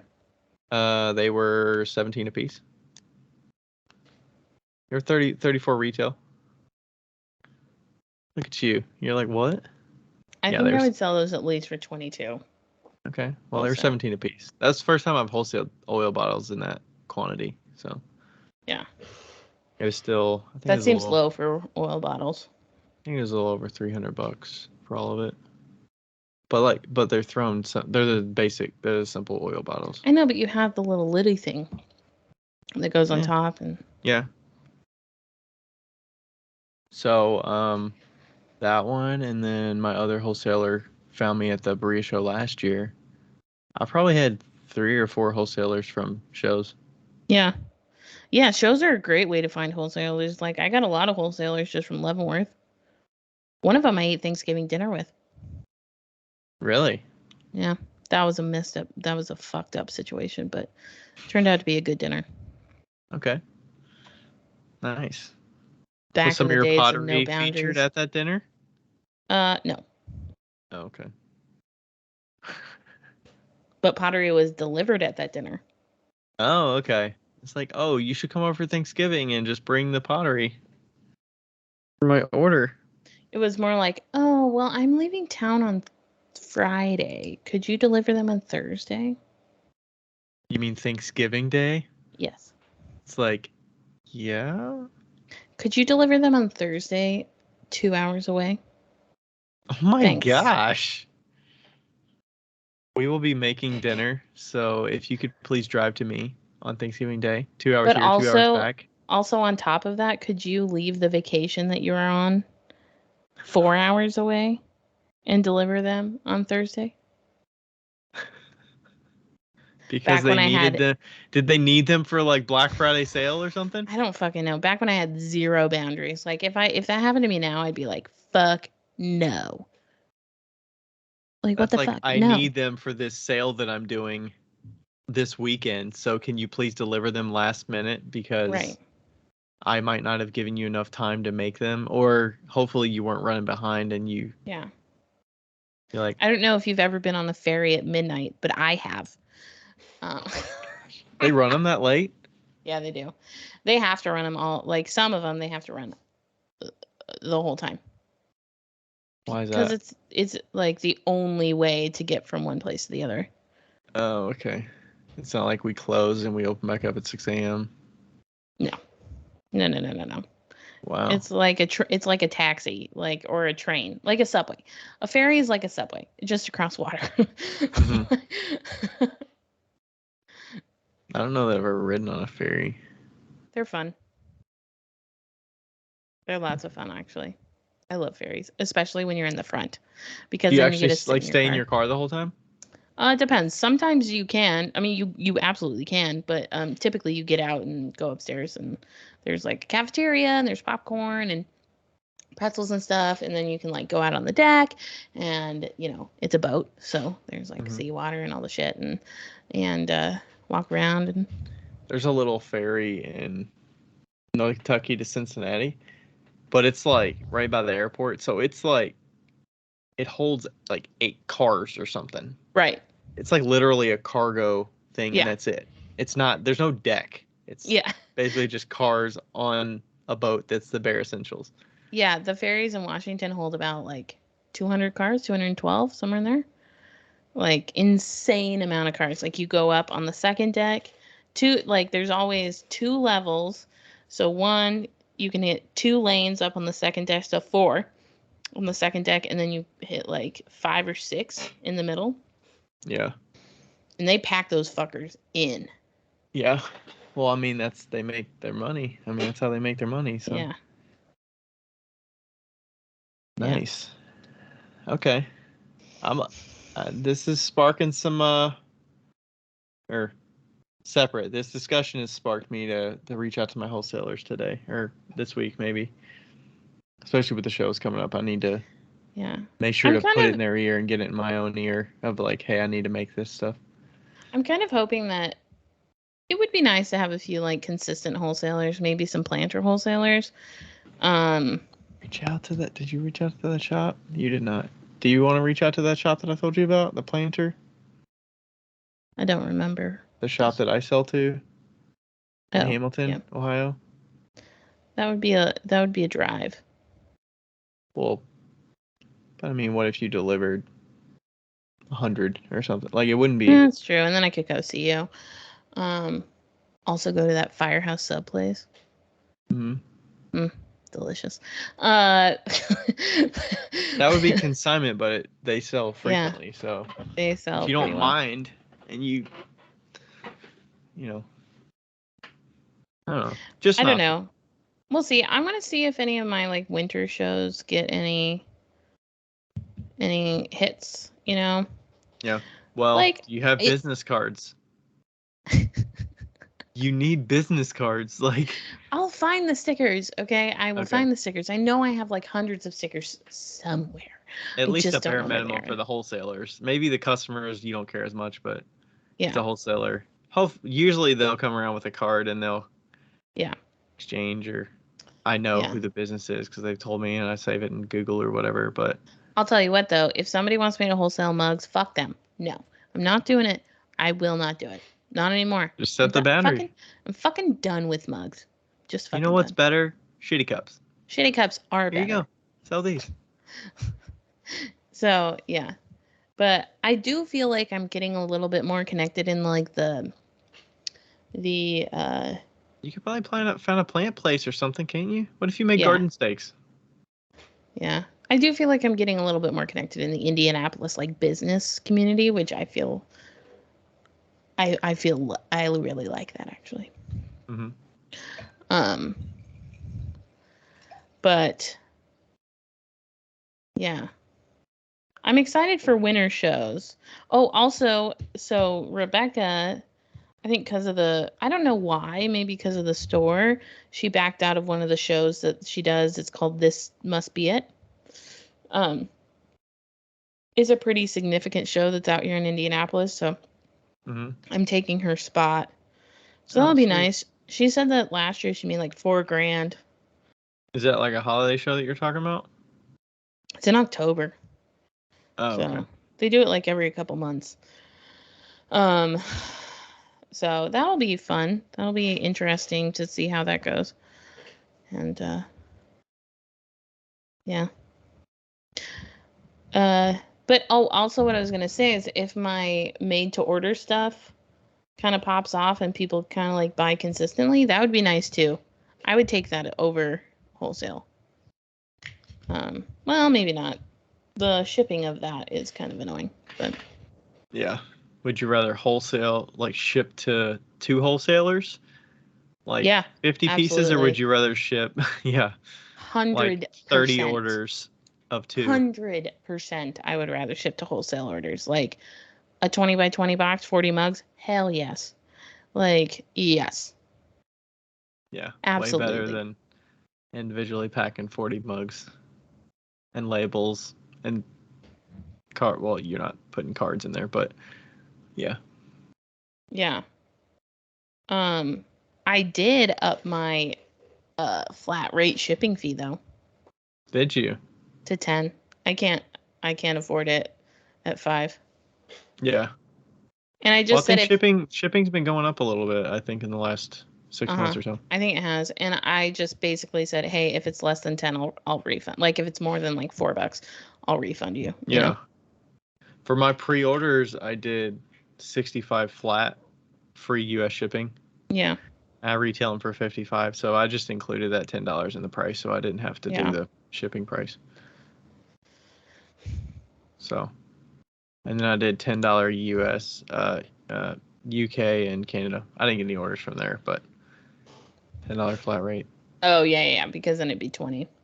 Yeah. Yeah, I shipped to one of my reoccurring customers. I shipped 4 Becca bowls to them today. And that was like a huge stressor for me because it was like a $200 order, $10 shipping, because it was flat rate, you know, and Wait, 10. Oh. because it was flat rate, so they won on that one. That's usually I win, they won on that one. Because it's not $10 per item; it's $10 $10 on the total. whole order. Yeah.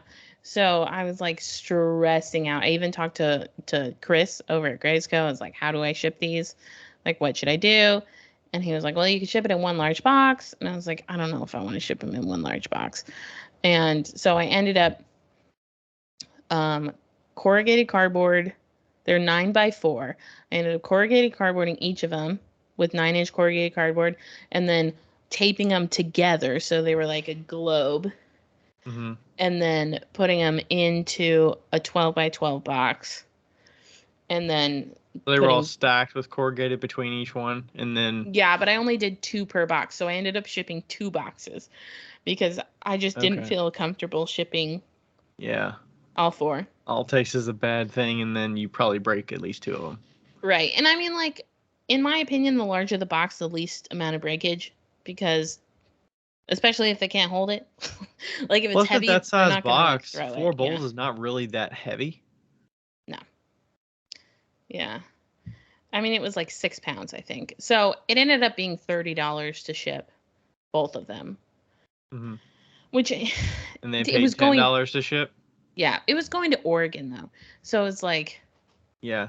I mean, that's so pretty it's as far. if you as if you sold each bowl for like $3 less. Right. So it wasn't that big of a deal. $4 less or whatever. Yeah, definitely. I'm like not upset about it by any means. You know, I'm not upset about it. It was just like a stressful moment. I was like, oh fuck, how am I going to ship these? But all is well. Yeah, that's part of the weird pricing of some things where it's like you make less on the item because you're either using a Etsy platform or your website that you got to pay for, so you're making less of a cut versus at a show, and you spend time packing it and going to the post office and shit, which is technically worth your time and money. So it's like you're making less and less on each piece that you ship out. Yeah. So it's crazy. And I mean, like, I already sell my pieces for $0 anyway. So like selling them online for $15 and then paying $11 for shipping when my flat rate is 10 is cutting out like $1 out of my $15, you know? Mm-hmm. So yeah, 15's already a little tight. Yeah, there might be a small increase on the online shitty cup sales. Yeah. They might go up to 17. Okay. So.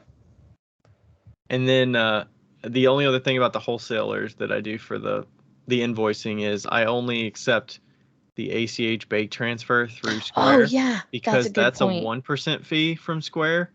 If you take a credit card or a debit card, it's 3% fee. Plus and I think that whatever, or 2.9 plus 20 cents, whatever. I don't take I don't want to lose an extra 3% on an order that's already 50% discounted. So Absolutely.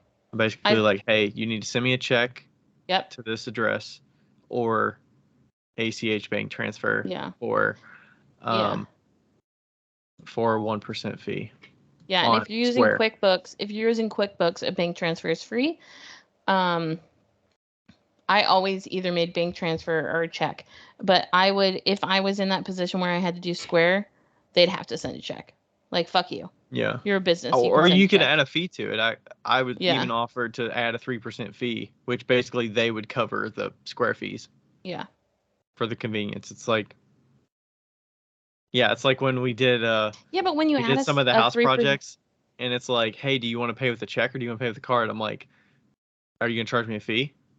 Like a $10,000 job at the house or whatever, and you charge 3% on 10,000. It's like, am I gonna get enough cash back on this 3% or whatever to right? make it worth? It's like, no, I'm just gonna send you a check, which is like, you lose the points, but you don't pay the I fee. I I have a general like opinion about paying any small business.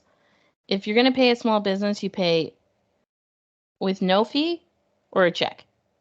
Like, if there's no fee via Venmo or whatever, or a check or cash. Like, don't fucking make them pay the fee. Don't make you pay the fee. Come on. But Yeah, like, if somebody's paying me, like if I'm at a show or anything, and they're like, "Do you prefer cash or card?" I am almost 150% gonna say card, because really? Why? yes, because then it goes straight into my bank account and I don't have to worry about it. Like, That's because I exactly counter to what you just said. Dude, I know. But if you're dealing directly between, I understand that that was completely different, and that's why I said it. If you're dealing directly between businesses, then your amounts are so much higher, right? So you're dealing with I get what you're saying. like, you You're know, saying be cautious of the fees that they're going to incur on the other yeah, end. and like on their end, yeah, like when I'm paying somebody else. Now, if somebody's paying me, like not a business, but like a customer, like on a $30 bowl, I want them to pay me with a card. Why? Because I have banks in Washington. And and if you give me cash, that just goes into my cash jar and it just like sits there, or I use it for Taco Bell or whatever, which is fine. Totally fine.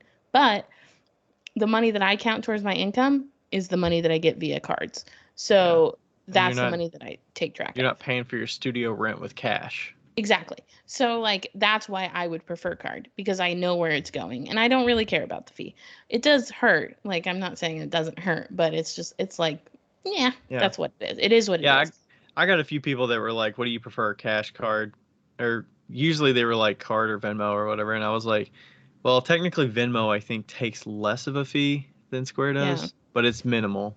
So I'm Yeah. like, "Yeah, you could do Venmo. That's fine." Yeah. And I don't even offer Venmo as a choice usually, because it's just I'm on not. Venmo Business, so it still takes a fee, but Yeah, I don't do it because if even if they do Venmo business, it's not tracked within like taxes purposes and all that stuff, you know? what do you mean it's So, not tracked? Why would it not be tracked? well, I just track everything through Square for like Oh, taxes at the end of the month. you aren't I'm tracking not it. tracking it. Like, I'm not going to take the time to track it, I gotcha. I basically. thought you meant like the And it government's not like tracking adds it. the I'm right like, taxes and it does all oh, the things. But as far as wholesale is concerned, I'm not charging you tax. You're not fucking paying me on my card, on a card. mhm. like, like if there's no tax involved, no cards are involved. Yeah. At my show this weekend, it looks like I got about $200 worth of Venmo That's nice. from just people using it. So Yeah. I mean, like if I'm doing like a studio show at my studio, I will 100% do Venmo. But if I'm at a show, nah. yeah. Okay. I just transferred it to my bank. There we go. Nice. It's like I mean, I it have, does take a little more effort with the Venmo though, because I yeah. I individually like type it up on Square, and then I'm like, it's $36.04 or whatever, and then Yeah. Gotta open Venmo and then like refresh until it comes in and it's like Erica, and they're like, yeah, that's me. All right, it came through, and then Yeah. like you just mark it as cash on Square. Yeah. That is smart to do it with like that. Like pay, like mark it as cash or a check. I would probably mark it as a check. It's multiple steps to do the check. I just do Is cash it? and cash Okay. out. Cash. But Yeah. That makes sense to do it that way. Then you don't have to track it on Venmo. That makes sense. I would do that. yeah, I just really like to, it's we've talked about it before. Like, don't keep track of cash because taxes and like the government. But also, if you're in this as a business to like to grow, if you are in it to grow, or if you're in it to like get a certain amount of money, if it's your like livelihood, it almost like you have to count the cash, and you have to tell them how do you know how good you're doing at a show where like exactly. if I had to completely ignore the items that sold as cash, like I would lose a lot of, for me the data loss would be big, Yeah, and the effect on like how it looks on my books as the income, like how much income did I really do with cash? Like if I completely right. ignored all cash transactions, Yeah, I would be like, well, it's significantly less. What is it realistically? I don't know because I don't want to know because I don't want to document it because I don't want to yeah. log it. Like, I don't know. I don't know. I mean, like there's positives to both sides. I guess is what I'm saying. I think it depends on how big you are, how much profit you're making, and It depends on how much you go to the grocery store. Is really what it depends because like I don't know about you, but my cash bag is grocery money. I can't take that to the grocery. I'd be worried about getting robbed. No, no, no. Just leave it on the top of the fridge. No. That's the cash bag. Cash bag is grocery money. You just take it to the grocery store. I need to take some to the bank. If you take it to the bank, then they know about it. Anyway. Start cutting holes in walls over here. I have a Danny Meisiger like lidded jar that's just beautiful, and that's my cash. That's my cash. Okay, so that's what I need to look for when I come to your place next. There's nothing in there right now. Zero. Okay. Little My change, cash a dump little went down. couple quarters in there. Do a little shake shake. No, the quarters are in the milk jug. You've seen like the big fucking Oh wine yeah. carafe that's got like it's probably got like $100 and maybe $200 of change in there. Yeah. I got a lot But of change too. I need a Coinstar thing. I don't know. I don't want to pay the fee for Coinstar, so I'd rather take rolls or something. well, sometimes banks have a coin counter. Do they nowadays? Some They of just some of them do. I remember when I was in Colorado, there was one bank in Fort Collins. Like I'd have to drive like 30 minutes, but they would count all of the coins, and not take a fee for it? not take a fee. That's perfect. That's what I'm talking about. Like, Yeah, what am I doing here? yeah. But some Coinstar's of them making roll. bank. I would totally roll versus taking them a Coinstar. Yeah. 100%. And you could get one of those old school counters that you could like put the things We in. used to have one of those. It was like a spinning wheel, and it had the little like Yes. columns of different coins, and it would spin. Yes. So it was like the biggest slot was the quarters. So like those fell Yes. first. And then I like love nickels fell, those. and then you would just put the rolls in there, and then you'd like pop it out, and there you go. Yeah, those were the shit. It was great. I wonder if my parents still have that. Probably not. I wouldn't be surprised if they did, but I cannot tell you how many times. So like I have Ryan's seen it, but I have a wine carafe like of change, and it has like a narrow opening, probably like 2 inches, maybe a little less than 2 is it like a inches. big water jug? Yeah, it's basically a glass water jug. It's called a high no tall boy, and I cannot tell you how many. It used to be at the top of my stairs in my old house. I cannot tell you how many times I've fucking emptied that shit out. And like I paid one of my car I paid my mechanic in half change once. Like Walking there like Kramer, throwing up pockets full of I was quarters like, and I'm so dimes. sorry, Warren. This is all the money I have. He's like, it's fine. And like I Say, used what to the fuck pay am I gonna do with this? every Friday night. Me and my buddies would go to a restaurant, and I used to pay and change all the time. Like every Friday, I'd like I So and embarrassing. Oh my the gosh. only way to get like so if I really want to like hide dollar bills, I'll put them down there. So there's like fives and tens in there. And the only way to get them out is with a toothbrush. So you have to get all the coins out first, and then you can like get a toothbrush in there and like yank out the bills. It's like you're working for the money. You're like working. If only you can get like that on video of seeing you get this $5 bill out of here. There's hundreds in there. There's $100 bills in there. I think there Really? might be. Yeah, there's for sure 20s. I need to just throw hundreds in there. I have 100 in the back. I always carry 100 in the back of my wallet, or not my wallet, my phone, always, because Why do just you in say that? case. Why do you say that? Why not? I don't Who's know. gonna steal my phone that listens to our podcast? I don't know. Nobody. I hope nobody. Well, if you do, could you take the 100 and just give me back the phone? Because but that's fine with me. But I always carry that just in case, if you leave your wallet or whatever. And then one time I tried to pay for my lunch with $100 bill, and then they didn't have change because I did forget my wallet. And they just gave you the meal. No, the people behind me paid because I was like, hold on. And I went into my car because I think I had a 20. And then the people behind me paid for me, which was really nice. And I was like, I had money. You're like, do you want to trade? Yeah. Wow. Okay. Anyway, it's 12. Yeah. And we just hit 2 hours. Wow. Surprised. I feel like I know that we've had some quality ones in the past, but I feel like this was one of our we had a lot of info in this one. I think so. We hit a lot of different areas of wholesale. Yeah. Pricing. Yeah. Some stuff at the beginning that had some value that I completely forgot what we talked about, but it was some value. Same. I am 2/3 of the way through a bottle of wine. Yeah. I'm ready for bed. I'm yawning.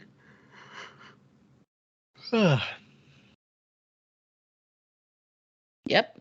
We'll have some weekly check-ins about how these shows are going. I got a lot of show information coming your way. I am ready. I'm going to get these. Hopefully I'll get some of these earrings up on the interweb soon. Mm-hmm. I still have to figure out how that looks. Man, I feel like I'm trying so hard to keep up with the internet sales and stuff, where I'm like, am I forcing this too much? Because do I really need it? I feel like any of these pre-orders are just extra. I don't really need it. I can take it to a show and sell it. Am I working myself too much to do these kind of things? And I'm like, personally, I think you are, because you do so well at shows. I've never known anybody that does as well as you at shows. I know plenty of people that do better at me at shows, but they've also been in this for many years longer than I have. Yeah, but also, do they have fancy pots? Because you have pretty basic bitch pots. They have more unique pots. Yeah, okay. Pieces. For the basic bitchness of your pots, and I've never known anybody that sells as well as you. And I think that you should not take that. Don't take it for granted, but also realize that is your superpower. Don't kill myself doing these other things that are distracting from the shows. If you can sell offline and not have to pay shipping, sell offline and don't have to pay shipping. Yeah. I think it's this urge that to keep up with the Joneses, to keep up with the following. It feels like I'm not taking advantage of it while I can. Well, but also most people that follow me are not buyers. They're potters, or they're getting insights. You have to decide whether you want to be a learning account or a selling account. And I feel like right now you're more of a learning account, as am I. And that's a superpower all in itself, And And the fact that you have potters that come to your shows just to see you, just to buy a pot from you, is special, you know? And like, That's true. There are some people that have come by at shows recently that are like, "Hey, I listen to the podcast. I want to buy something."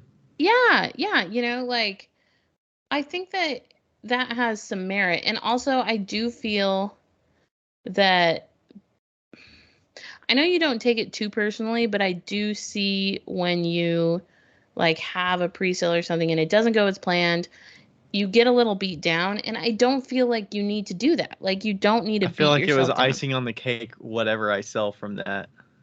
Yeah. It's like I set my own goals of like I want to do a pre-sale and I want to do this and I want to do that just to push myself a little bit more Yeah. to diversify the options that I could play with. Yeah. And maybe the pre-sale's like, okay, maybe it didn't go as planned, but it gives me a toe in the water so that I could see what worked and what didn't. So Right. the next time I try it, maybe it's a year and a half down the road or whatever, or Yeah. whenever. I'm smarter about what people want and like knowing Right. something has a better chance of selling.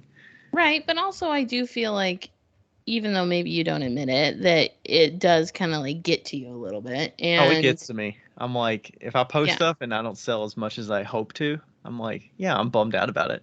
Yeah. And you shouldn't be, because like the amount of sales you do at shows is so significant that like you clearly have a product that people want. It just may not be on the internet that people want it. It's Yeah. in person, And I think that that has a lot of merit. There's a lot of people that can sell at show, like can sell online, and if they go to a show, they sell like $200, you know? Hmm. And you just have to like find your niche, I suppose. And I think you have found your niche, but you're like really trying to like get into another niche too. And I think that that just needs to be a natural progression. Yeah. Yeah. Maybe I just need to sell less online until people really ask me. Exactly. And I'm like, if you really want it, Here it is. this is what your options are. Yeah. Yeah. I Plus, I mean, save like, myself on fees and stuff, not having and exactly. shipping. I And mean, I like shipping. shipping, so that's not a big deal for Yeah. shipping small things. Like keeping shot glasses and spoon rests online for long periods of time is cool, but like not having Yeah. to do the hustle bustle of the photographs and the listing and all that stuff is Exactly. nice. And I mean, like, that the shot glasses sell, so keep those online and like be pretty. I think that maybe doing like the made to order situation might be something that works better for you rather than like an update situation. Like I found that for me, because I'm in like the same boat, like when I do an update, it's like, oh hey, there's like 2 orders, great. And like like Yeah. but like when I do the made to orders and I have that on the shelf and it takes me half a week to finish it, it's like, oh hey, somebody like wanted those pieces. And Yeah. But I think it's also like what I put my time into. Like I yeah, I have put a lot of hours and time into making shows like you have. successful, and I haven't Yeah, put as much time into making Etsy listings as successful for like right. restocks and like marketing it Yeah, because I don't put as much effort into like planning out how I'm going to advertise and market and like email list and stuff like that to yeah, make it successful. But if that's all yeah, I did, I would have more time and more reps getting into yeah. that. But you're a human, you're So a it's single like, human being. yeah, And like Rachel and Erica can only do so much, you yeah. know? And I'm not like, hey, you take care of listing stuff and things are just Yeah, going to sell. yeah, And I'll just sit back here and keep making work. Not sit back, but I'll keep making work and then going to shows and schlepping pots and yeah. I mean, fuck, if you can do shows, if you can get to a point where you're making 100K at shows a year, 150K at shows a year, like why the fuck would you do anything else? I guess that's my opinion. Why the yeah. fuck would you do anything else? Or like, 80K at shows, 10K wholesale, 10K Yeah. consignment, or Yeah, 5K or consignment, something like that. Yeah. 10K Like, online or something like, you love to do shows. So yeah. why would you not do? Why would you like Yeah, it's getting focus harder. on Like things. if I were to say, okay, well, I need time to do these other things, like making sure I keep room for Etsy restocks and stuff. Like Hmm. Fuck, it's less of there's a sure thing there's than saying potters that have never sold online in their whole entire fucking life. it's like what shows can I cut out that are worth cutting out? It's like I know I have to do these at least these like 7 or 8 shows that are like Yeah. killing with Yeah. like killing it with sales. And it's like, hey, if I can have work for these 7 or 8 shows, I'm gonna do pretty well. Yeah. Yeah. For reals. Okay, there's my nightly pep talk. Do less. Do less. I want it like I have a t-shirt that says care more, and I really want to make a t-shirt that says care less. Care less. 5 lines pottery. Care less.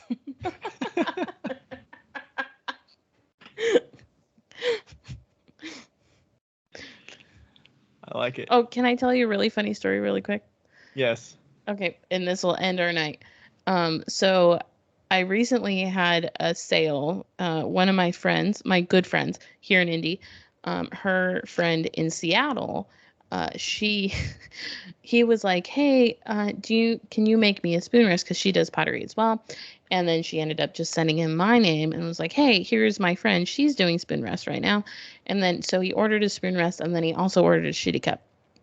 So he ordered a green wine glass. And he like messaged her later and was like, "Hey, really excited. Like I got this in the mail and I'm so excited I got one of the cups from her too." And she instinctively was like, "Oh, did you get a shitty cup or a fancy cup?" And he has no idea what a shitty cup is. So he was like, I got this cup." They're not labeled as shitty cups on your website, right? They're labeled as, but this was before I even put them on the website. They're labeled as IDGAF cups. I don't give a fuck cups. Um, but it was just so funny that, and I was like, we're just so used to it saying like, oh, it's a shitty cup or it's a fancy cup, and like nobody else knows our lingo. Yeah. It's like saying a TPG mug or something. Like that's a deep cut. Yeah, exactly. Yeah, I think potters could say shitty cup and like they know if they know what's going on, like Yeah, that'd be like basic. Did you get a basic pitch pot? Like, exactly. Basic bitch pot. Yeah. Good times. Okay. Anyway, we shall leave. all right. Thanks everybody for listening. We'll catch you next time. Thanks. Bye. Bye.